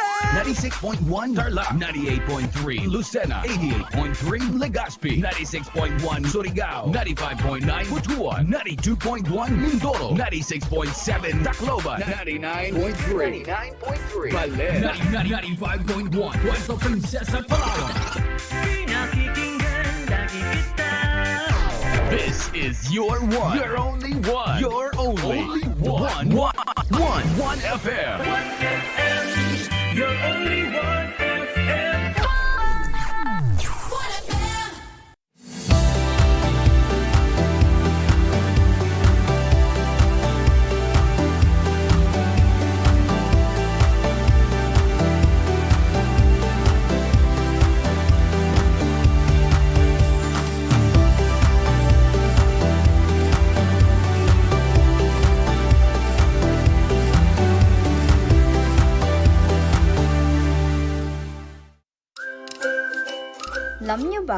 na ang Great Barrier Reef ay ang pinakamalaking living structure on Earth? Matatagpuan ito sa baybayin ng Queensland sa Australia. Ito ay pinamamahayan ng 3,000 coral reefs at 900 coral islands na matatagpuan sa ilalim ng Coral Sea. May haba itong higit sa 2,000 kilometers at makikita lamang sa outer space.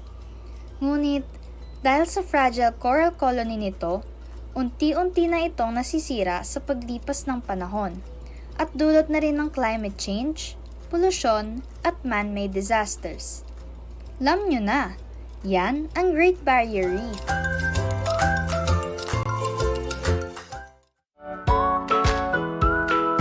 How are you today? Hello, everyone. Hello, learners of Tarlac. Good morning, Math Talino Grade 4 learners! Welcome to Aral TarlakHenyo Here on RTV Tarlac Channel 26. Simulcast over DCTC. Radyo Pilipino Tarlac. I'm Sir Glenn, your teacher broadcaster. Broadcasting live here at Paniki Tarlac. Remotely here in Concepcion, Tarlac. Live here at Barangay Pedro Elquines, Mayantok, Tarlac. Broadcasting live from Ramos National High School. Your anchor teacher today for grade 9 mathematics. your partner in education this time of pandemic. Multiply 1089 by 9. You will get an answer, the exact reverse, which is 9,801. My name is JRP Duldulao, your teacher broadcaster on Aral TarlakHenyo. For more math trivia and answers to your math questions, catch Aral TarlakHenyo every Monday to Friday from 8:30 a.m. to 5:30 p.m. Learning math is so much fun!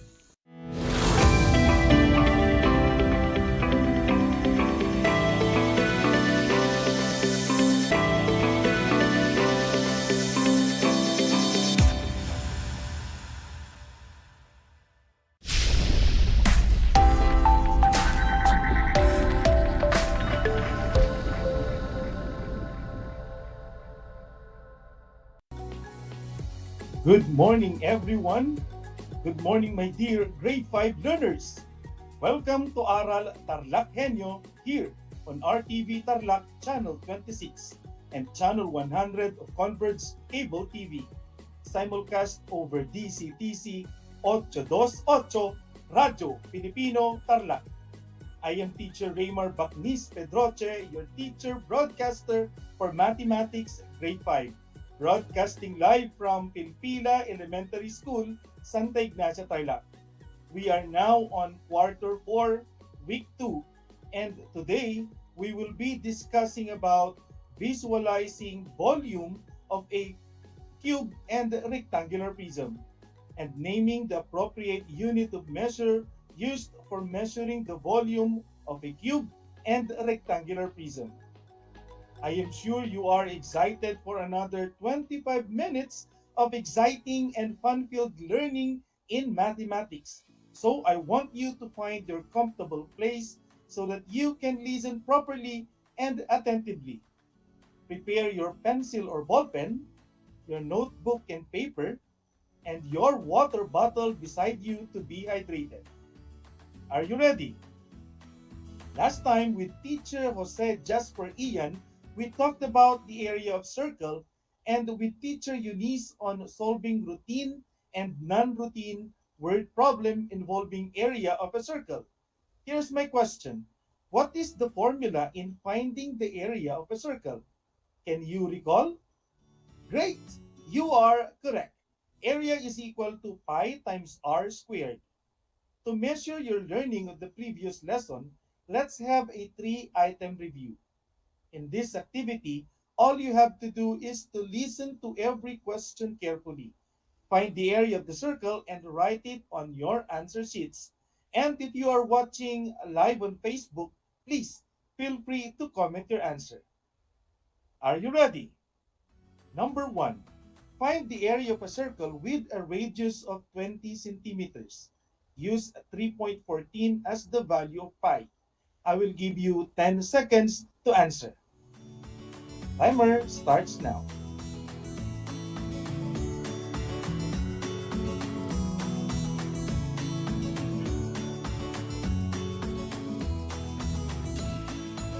If your answer is 1,256 square centimeters, you are correct.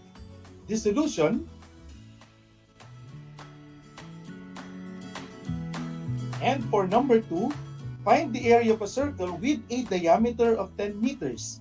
The value of pi is 3.14. I will give you another 10 seconds to answer.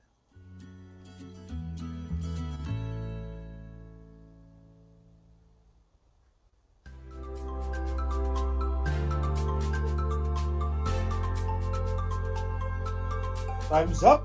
If your answer is 78.5 square meters, you are correct. The solution, and for number 3, find the area of a circle with a radius of 12 meters. I will give you 10 seconds to answer.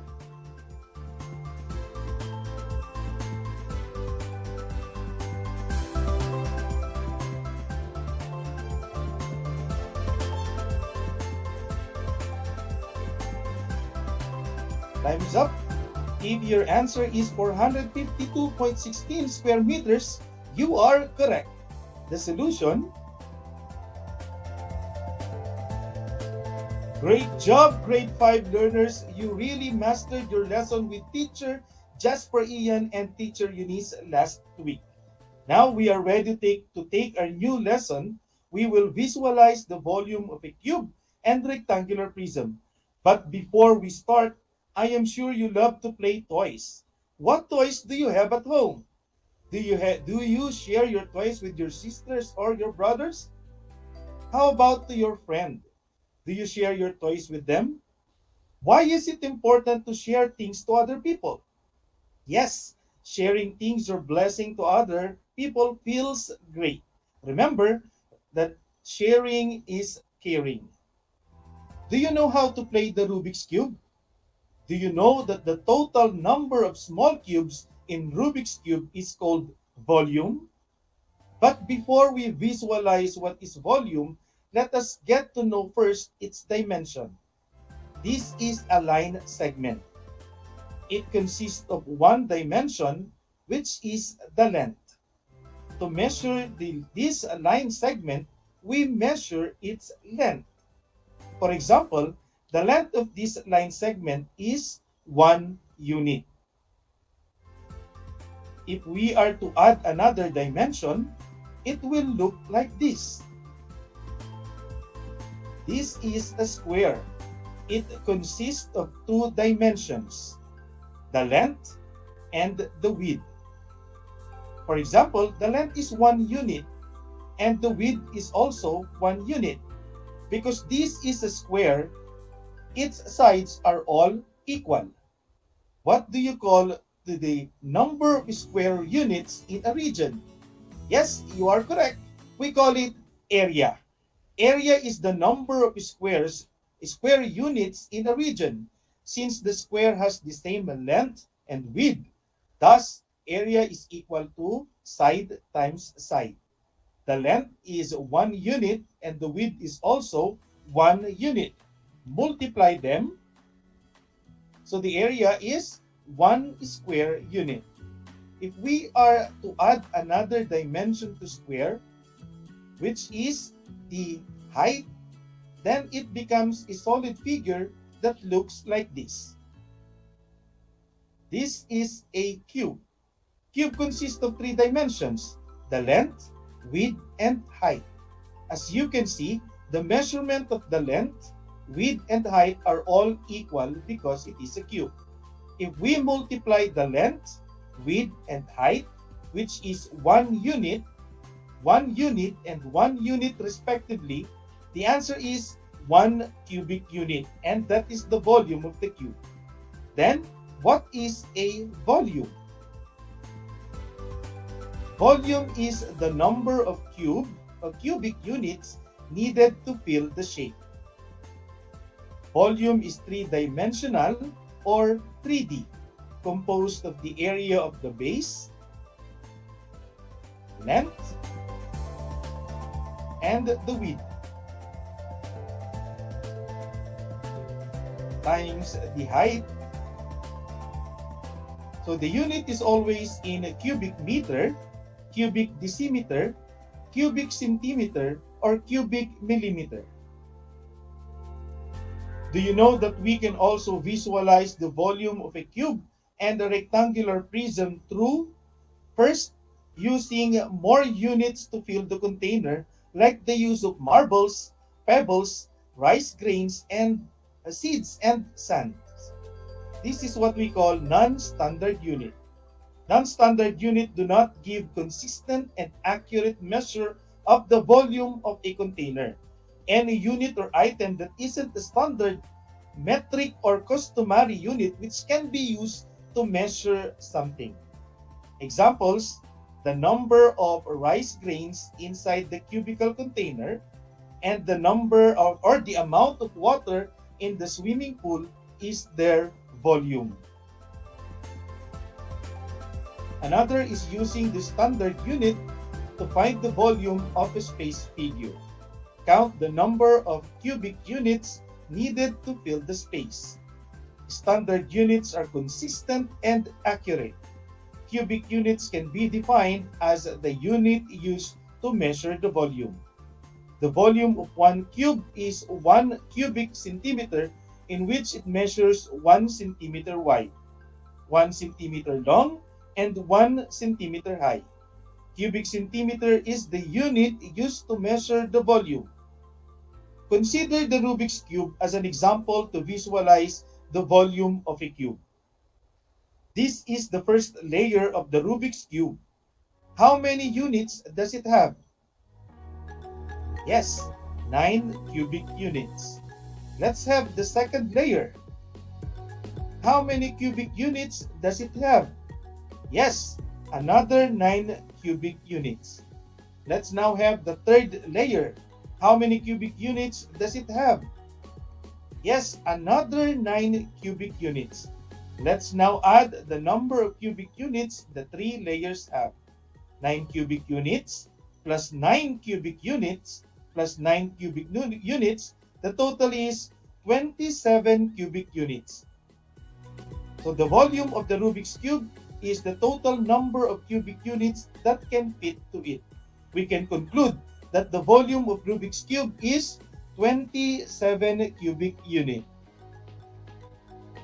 So this is 1 cubic centimeter box. 1 cube is equal to 1 cubic centimeter. Let's count the number of cubes in the figure. How many cubes are there in the first layer? Yes, 16 cubes. How about in the second layer? How many cubes are there? Yes, 16 cubes. In the third? Yes, another 16 cubes. How about in the fourth layer? 16 cubes. Let's add the number of cubic units the 4 layers have. 16 cubic units plus 16 cubic units plus 16 cubic units plus 16 cubic units, the total is 64 cubic units. Therefore, the volume is 64 cubic centimeters. Let's visualize the volume of another solid figure. Let's have a rectangular prism. Rectangular prism is a 3-dimensional closed figure with 2 lengths, 2 widths, and 2 heights, in which the base is always rectangle. Let's find the volume of this rectangular prism. A box is 10 centimeter long, 5 centimeter wide, and 3 centimeter tall. What is its volume? Let's visualize the problem. The figure is a box whose dimensions are 10 centimeter long, 5 centimeter wide, and 3 centimeter high. To find its volume, we need to know the number of cubes in the whole figure. To find the total centimeter cubes, multiply the number of cubes you see in the width and length at the bottom layer of the box, which is 5 cubes and 10 cubes respectively. So 5 times 10 is 50 cubes.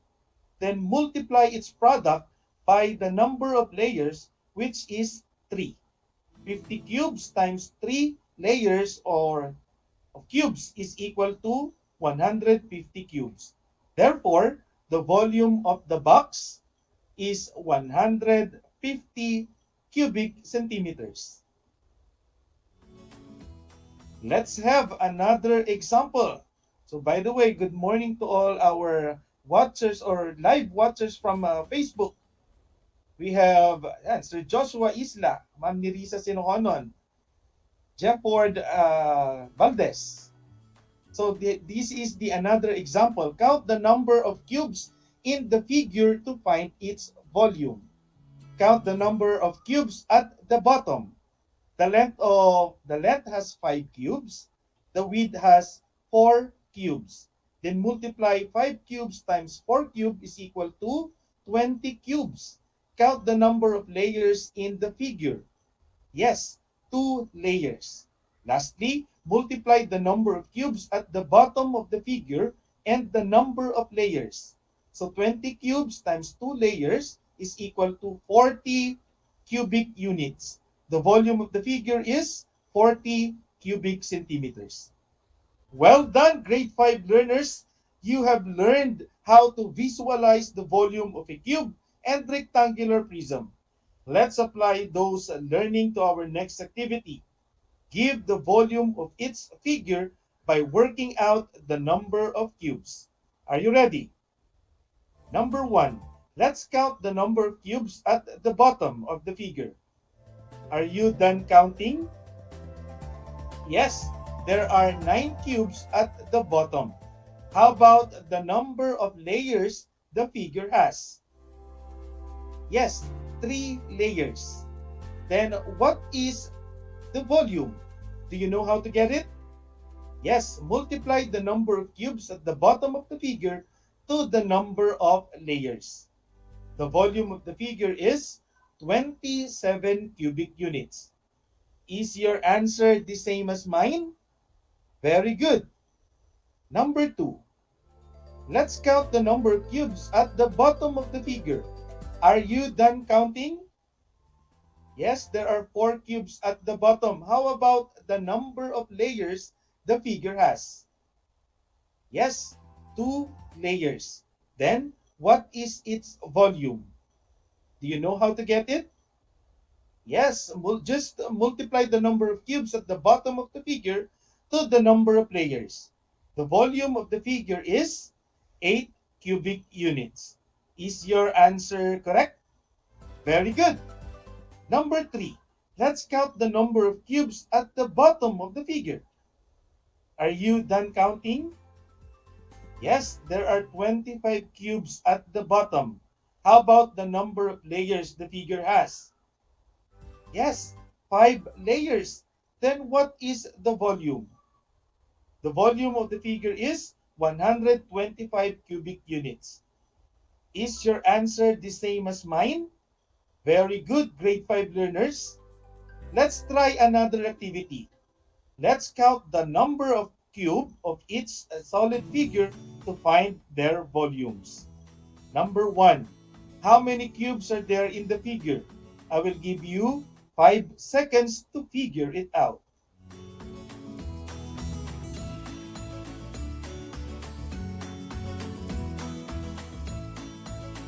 Time's up. If your answer is 125 cubes, then you are correct. What is its volume? Yes, 125 cubic meters. Number 2. How many cubes are there in the figure? I will give you 5 seconds to figure it out.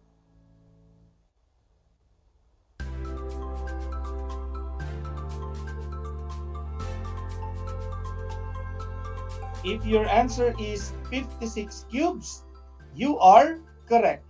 What is its volume? Yes, 56 cubic decimeters. Or number 3, how many cubes are there in the figure? I will give you 5 seconds to figure it out.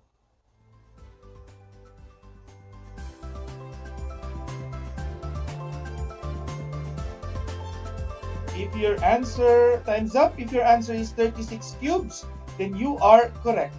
What is its volume? Yes, 36 cubic centimeters. Congratulations, everyone. I know you got a high score. Great work. For our next activity, let's play Choose It. In this game, all you have to do is to listen to every question carefully. Choose your answer, which would be the appropriate unit of measure for the volume of each object. Cubic meter, cubic decimeter, cubic centimeter, or cubic millimeter. Write the answer on your answer sheets, and if you are watching live on Facebook, please comment your answer. But before that, let us first see the difference of a cubic meter, cubic decimeter, cubic centimeter, and cubic millimeter. If your height measures 120 centimeters, this is how 1 cubic meter looks like. And this is how 1 cubic decimeter looks like.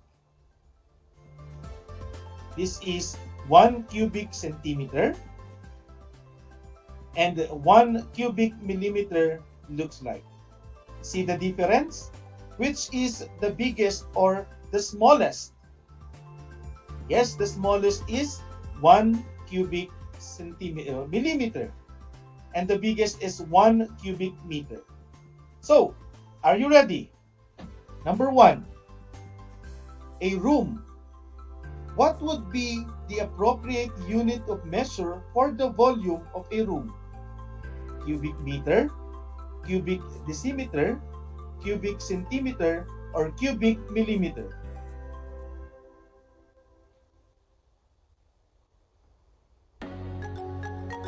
If your answer is 1 cubic meter, then you are correct. Let's have number 2, a shoebox. What would be an appropriate unit of measure for the volume of a shoebox?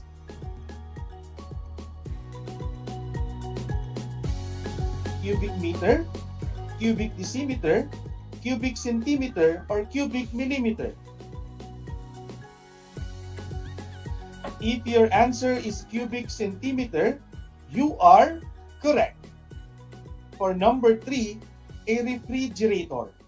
What would be the appropriate unit of measure for the volume of a refrigerator? Cubic meter, cubic decimeter, cubic centimeter, or cubic millimeter?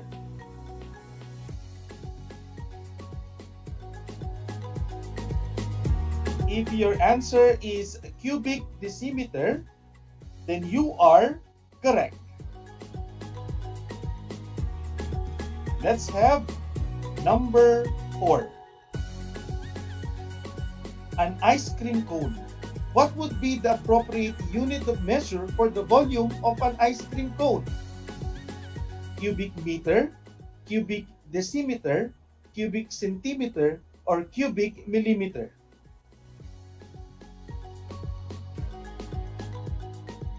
If your answer is cubic centimeter, then you are correct. And for our item number 5, a die or dice. What would be the appropriate unit of measure? Cubic meter, cubic decimeter, cubic centimeter, or cubic millimeter?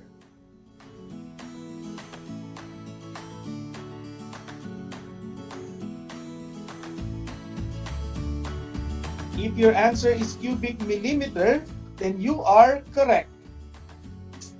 Andrea Ulsame, Daniel Prando, you are correct. So, what is your score? If you got 5 out of 5, then you are excellent. For those who did not get a perfect score, it doesn't mean you are not good. Don't worry. I know you can do better next time. Just keep on studying. So today we talked about the volume of a cube and the rectangular prism and how to name the appropriate unit of measure used for measuring their volume. To our grade 5 pupils, I admire you for being good listeners. Great work, kids! Again, congratulations to the following pupils. To Sam Uson, to Andrea Ulsame, Daniel Prando, Jane Nicole Ursame, and of course to Rian May Nicasio. Congratulations for getting a high score. To our dear parents and guardians, please continue assisting and guiding our learners in doing their tasks.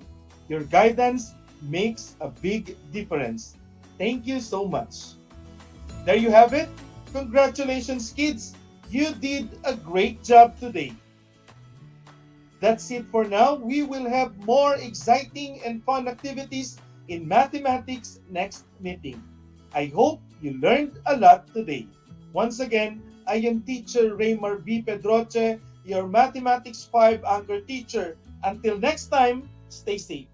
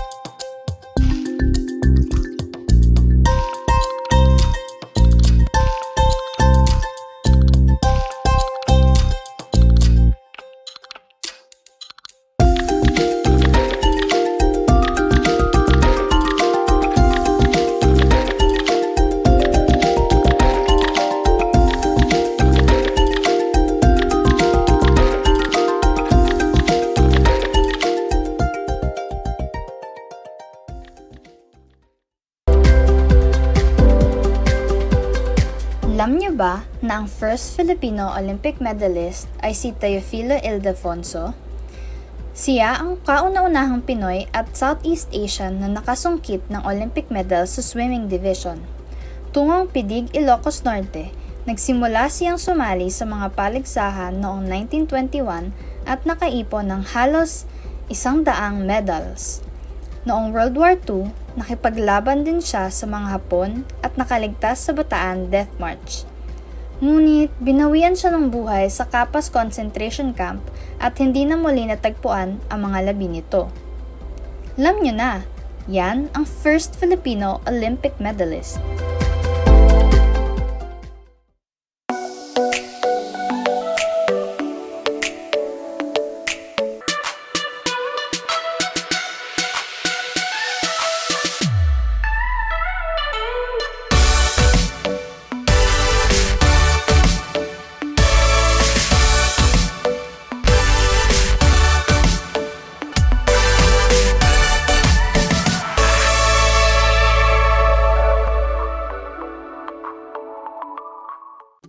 Kumusta mga giliw kong tagapakinig? Nagbabalik ang inyong paaralang panghimpapawid, Aral TarlakHenyo, Sa RTV Tarlac, Channel 26, At sa bayang naririnig sa DZTC 828, Radyo Pilipino Tarlac. tayo rin ay napapanood sa FB Live ng RTV Tarlac Channel 26. Sumasahimpapawid mula sa bayan ng Pura Tarlac, mula sa bayan ng San Clemente. Mula rito, sa Purok Elementary School, Pura Tarlac, sa bayan ng Kapas, Tarlac. Ako, ang inyong guro,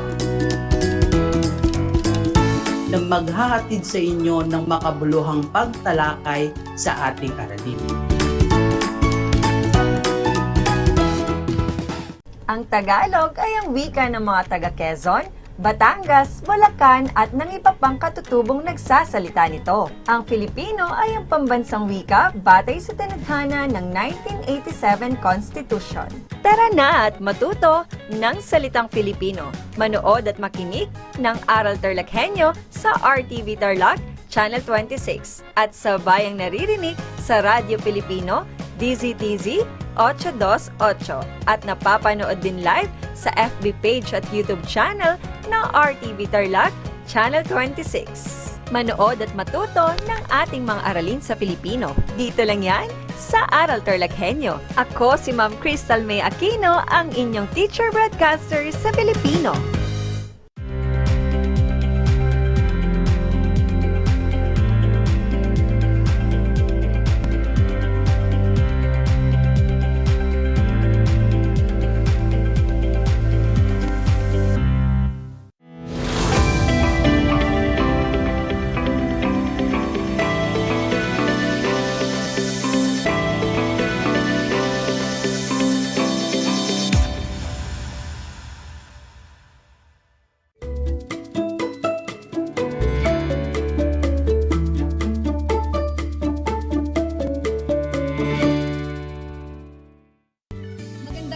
Mga bata, lalong-lalo na sa mga mag-aaral ng ikalimang baita.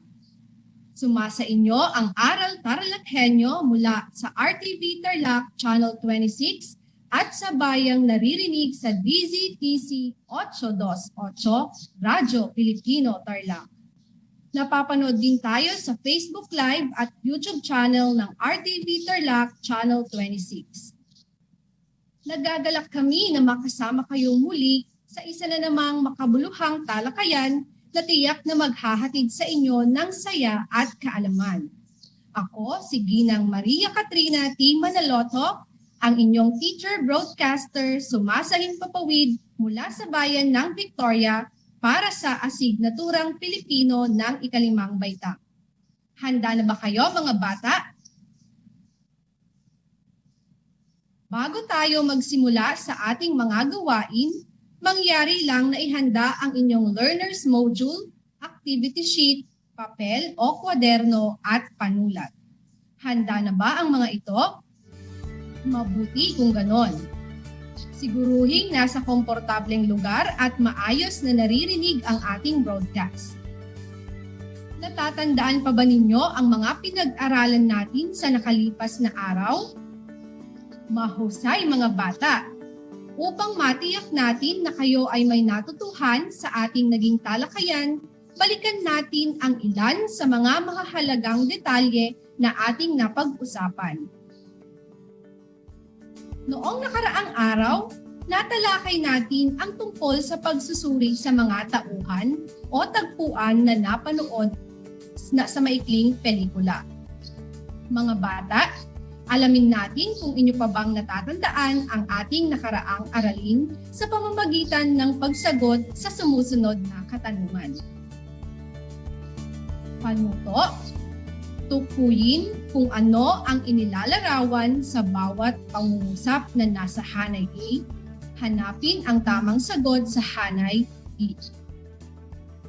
Para sa unang bilang, karakter na nagbibigay buhay sa isang pelikula. Pangalawa, nagkakaroon ng pagbabago ang kanyang katangian o ugali sa pelikula. Pangatlo, sa kanya umiikot ang kwento. Pang-apat, tumutukoy sa lugar kung saan at kailan naganap ang mga pangyayari sa kwento o pelikula o palabas. Panglima, walang naging pagbabago sa kanyang pag-uugali o katangian. Ang mga pagpipilian naman ay ang mga sumusunod. Sa letrang A, lapad o flat. B, tagpuan. C, bida. D, tauhan. Or E, bilugang tauhan.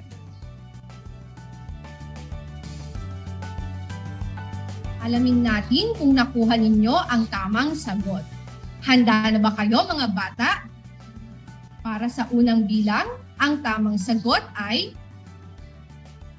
letrang B, tauhan, tumpak. Ikalawa, ang tamang sagot ay mahusay, letrang E, dilugang, tauhan. Ikatlo, ang tamang sagot naman ay magaling mga bata, bida, letrang C. Pang-apat, ang tamang sagot ay letrang B, tagpuan, tama. At pang-lima, ang tamang sagot ay letrang A, lapad o flat, mahusay. Ang gagaling ninyo mga bata. Ako ay natutuwa at natatandaan pa ninyo ang inyong nakaraang aralin. Mukhang handa na kayo sa araw na ito. Ngayong araw, ang ating pag-aaralan ay tungkol sa Most Essential Learning Competency na naibabahagi ang isang pangyayaring nasaksihan. Halina't simulan na natin. Ngayon mga bata, pansinin ninyo ang mga larawan. Ano sa palagay mo ang ginagawa ng mga nasa larawan? Natutukoy mo ba ang mga gawain na nasa larawan? Magaling kung ganon. Ang nasa unang larawan ay nagluluto. Ang ikalaway, nagsasampay ng damit. Ang ikatlo ay nagtatanim. Ang lahat ng yan ay tiyak na nagawa na rin ninyo sa inyong bahay. Ilan lamang yan sa pinagkakaabalahang gawin ng mga tao sa kanya-kanyang tahanan noong panahon ng lockdown. Noong 2020, maraming pangyayari at pagsubok ang hinarap ng mga Pilipino. Nandyan ang paglaganap ng pandemya, pagsabog ng Bulkang Taal, at maging ang pananalasa ng bagyong Rolly at Ulysses. Ang mga pangyayaring ito ay ating nasaksihan sa pamamagitan ng panonood ng telebisyon, pakikinig sa radyo, at pagbabasa ng pahayagan. Ang ilan naman ay tuwirang nakaranas ng mga pangyayaring ito. Ngayon mga bata, ating basahin at unawain ang isang maikling kwento na ang pamagat ay Epektong Emosyonal ng Pandemya ni Christine April E. Agustin. Tila tumigil ang mundo sa pag-ikot ngayong taon dahil sa naranasang pandemya. Ang mga tradisyonal at nakasanayang gawin ay tila naglahong parang bula. Maging ang pagpasok sa paaralan ay isa sa gawaing tila mahirap nang maibalik. Bukod sa epekto ng pandemya sa maraming aspekto, hindi maikakaila na malaki ang naging epekto nito sa emosyon ng mga mamamayan. Ang stress na dulot nito ay hindi maitatago mula sa kagipitang pinansyal hanggang sa ating pakikisama sa tao. Ngunit kilala ang mga Pilipino bilang mga mamamayang kinakaya ang lahat. At sa kabilang banda, marami rin tayong natutuhan ngayong pandemya katulad ng kahalagahan ng kalinisan, kalusugan, pamilya at oras. Wala ring pinipiling edad ang stress na naidudulot ng pandemya, ngunit sa kabila nito ay may natutuhan tayo. Mga bata, ating sagutin ang mga gabay na tanong. Una, ano ang pamagat ng binasang kwento? Mahusay mga bata, ang pamagat ng binasang kwento ay epektong emosyonal ng pandemya. Pangalawa, sino-sino ang mga naapektuhan sa naranasang pandemya? Magaling, ang mga naapektuhan sa naranasang pandemya ay mga mamamayan. Pangatlo, bakit nakaranas ng stress ang mga tao. Tama, nakararanas ng stress ang mga tao dahil sa pandemyang nararanasan.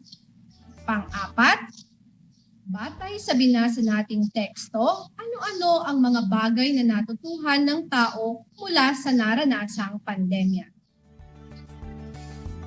Magaling! Ang mga bagay na natutuhan ng tao ay ang kahalagahan ng kalinisan, kalusugan, pamilya at ang oras. At ang panghuling katanungan, paano nakapagbabago sa buhay ng mga tao ang kinakaharap na pandemya?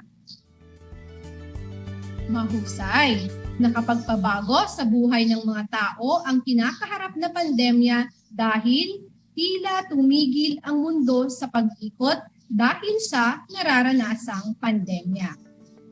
Magaling ang inyong mga sinagot.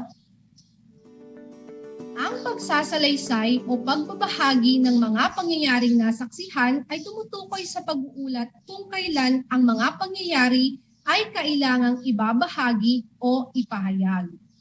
At ang pagsasalaysay o pagbabahagi ng mga pangyayaring nasaksihan ay isa sa mga paraan ng pagpapahayag. Layunin nito ang magulat o magbigay ng impormasyong magkaugnay at sunod-sunod na mga pangyayaring hango sa anumang tunay na nasaksihan o nakita. Sa pagsasalaysay ng mga pangyayari, mahalaga na matukoy ang pangunahing pangyayari sa kwento upang mailatag ang kaugnay na mga pangyayari. Ito ang inyong dapat tandaan sa pagbabahagi ng nasaksihang pangyayari. Una, sa pagbabahagi ng nasaksihang pangyayari, gumagamit tayo ng salitang naglalarawan upang maging kawili-wili pakinggan ang kwento. Pangalawa, isinasaayos ng magkakasunod ang mga pangyayari. Isinasaalang-alang din ang paggamit ng malaking letra sa simula ng pangungusap at wastong bantas na kailangan.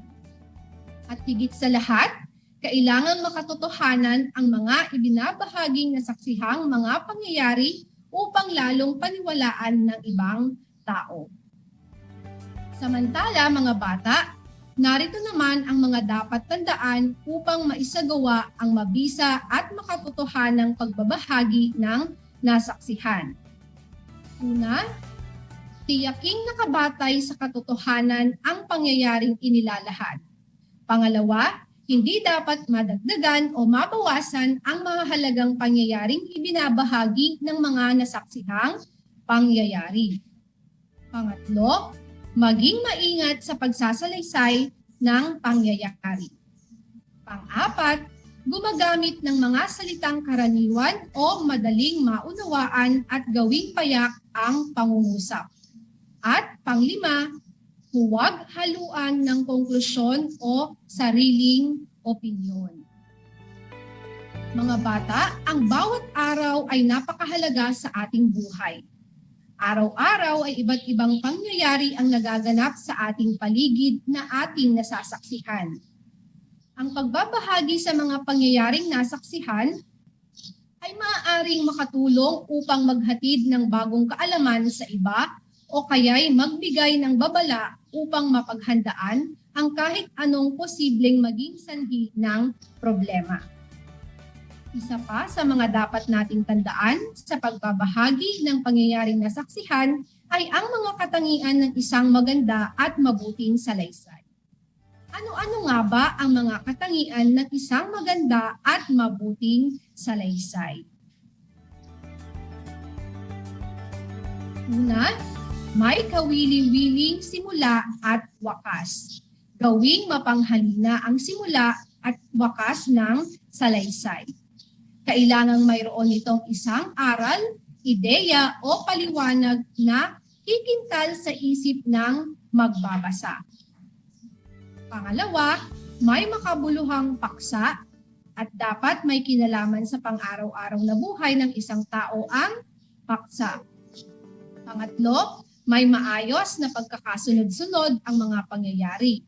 Isa-isip palagi ang angkop na pagkakasunod-sunod ng mga pangyayari. Pang-apat, payak o simple ang mga pangungusap. At pang-lima, ilatag ang mahahalagang detalye. Mga bata, alam ba ninyo ang mga batang mahilig magkwento o magsalaysay ay magkakaroon ng magandang kasanayan at katangian gaya ng matalas na memorya, malawak na talasalitaan, mahusay na pagbigkas ng mga salita, malinaw na pagpapahayag at may pagtitiwala sa sarili? Oo, tama ito mga bata. Kayong mga bata, nakapagbahagi na ba kayo sa ibang tao ng mga pangyayaring iyong nasaksihan? Binabati ko kayo kung ganon. At upang higit ninyong maunawaan ang ating aralin ngayong araw, ating sagutin ang sumusunod na tanong. Handa na ba kayo mga bata? Alam kong kayo ay handang-handa na. Panuto, sagutin ang sumusunod na tanong. Isulat ang iyong sagot sa iyong sagutang papel. Una, ano ang pagsasalaysay? Ang pagsasalaysay o pagbabahagi ng mga pangyayaring nasaksihan ay isa sa mga paraan ng pagpapahayag. Magaling mga bata! Pangalawa, ano ang layunin ng pagbabahagi ng pangyayaring nasaksihan? Layunin nito ang mag-ulat o magbigay ng impormasyon na magkakaugnay at sunod-sunod na mga pangyayaring hango sa anumang tunay na nasaksihan o nakita. Tumpak, ang gagaling ninyo mga bata! Ako ay lubos na nagagalak dahil nasagot ninyo ng mahusay ang mga katanungan patungkol sa ating aralin. Iyan ay magandang senyales na naunawaan ninyo ang ating aralin. Binabati ko kayo mga bata. Muli, ating sukatin ang inyong natutuhan sa ating talakayan. Ihanda ang sarili para sa susunod na gawain. Naaalala mo pa ba ang mga gawain mo sa araw-araw? Mula paggising mo sa umaga hanggang sa pagpasok mo sa eskwela? Ibahagi mo ito sa pamamagitan ng pagsagot sa gawain ito. Panuto, isaayos ang sumusunod na mga pangyayari upang makabuo ng isang maayos at malinaw na salaysay. Isulat ang titik A sapat lang bago ang bilang para sa unang pangyayari hanggang sa titik J para sa huling pangyayari. Una, pumasok sa paaralan. Ikalawa, kumain ng agahan. Ikatlo, nagligpit ng hinigaan. Pang-apat, nag-ayos ng sarili. Pang-lima, naghugas ng pinggan. Pang-anim, dumalo sa flag ceremony. Pang-pito, naghanda sa pag-uwi. Pang-walo, maagang gumising.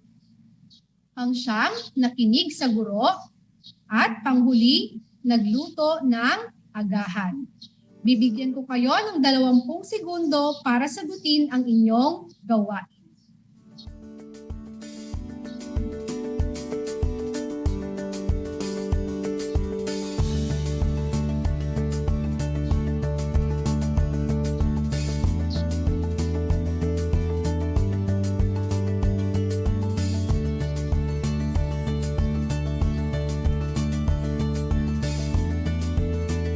Ngayon mga bata, alamin natin kung naisaayos ninyo ng tama ang mga pangyayari. Para sa unang bilang, ang tamang sagot ay G. Pangalawa, D. Pangatlo, B. Pang-apat, F. Pang-lima, E. Pang-anim, H. Pang-pito, J. Pang-walo, A. Pang-siyam, I. At ang panghuling sagot ay C. Ang huhusay ninyo mga bata, binabati ko kayo sa inyong husay na ipinakita. At para sa inyong karagdagang gawain, pumili ng isa sa mga nakatalang paksa. Isalaysay mula 3 hanggang 5 pangungusap ang nasaksihang pangyayari sa anyong talata. Una, mga makabuluhang gawain sa loob ng bahay habang nasa lockdown. Pangalawa, mga pagbabagong nagaganap sa tinatawag na new normal. Mga bata, inaasahan kong lubos ninyong naunawaan ang ating aralin ngayong araw patungkol sa pagbabahagi ng isang pangyayaring nasaksihan. Tandaan, ang pagsasalaysay o pagbabahagi ng mga pangyayaring nasaksihan ay isa sa mga paraan ng pagpapahayag. Layunin nito ang magulat o magbigay ng impormasyon na magkakaugnay at sunod-sunod na mga pangyayaring hango sa anumang tunay na nasaksihan o nakita. At sa pagsasalaysay o pagbabahagi ng isang pangyayaring nasaksihan, nararapat na tandaan ang una, sa pagbabahagi ng nasaksihang pangyayari, gumagamit tayo ng salitang naglalarawan upang maging kawili-wiling pakinggan ang kwento. Pangalawa, isinasaayos ng magkakasunod ang mga pangyayari. Isinasaalang-alang din ang paggamit ng malaking letra sa simula ng pangungusap at wastong bantas na kailangan. At higit sa lahat, kailangang makatotohanan ang mga ibinabahaging nasaksihang mga pangyayari upang lalong paniwalaan ng ibang tao. Binabati ko kayo mga bata, dito na nagtatapos ang ating aralin sa araw na ito. Huwag kalimutan, mag-aral ng mabuti dahil ito ang susi tungo sa isang masaganang bukas. Muli, ako si Ginang Maria Katrina T. Manaloto, ang inyong guro sa Pilipino ng ika-5 baitang. Hanggang sa muli, paalam!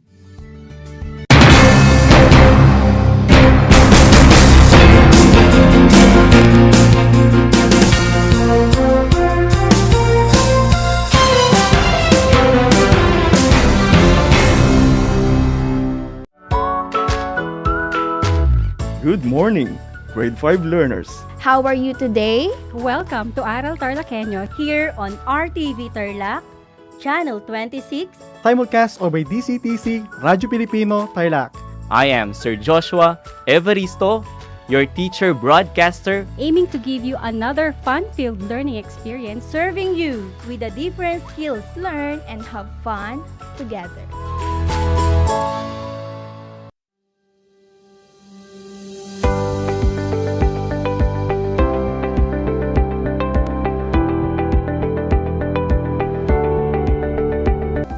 Ang dagdag na 2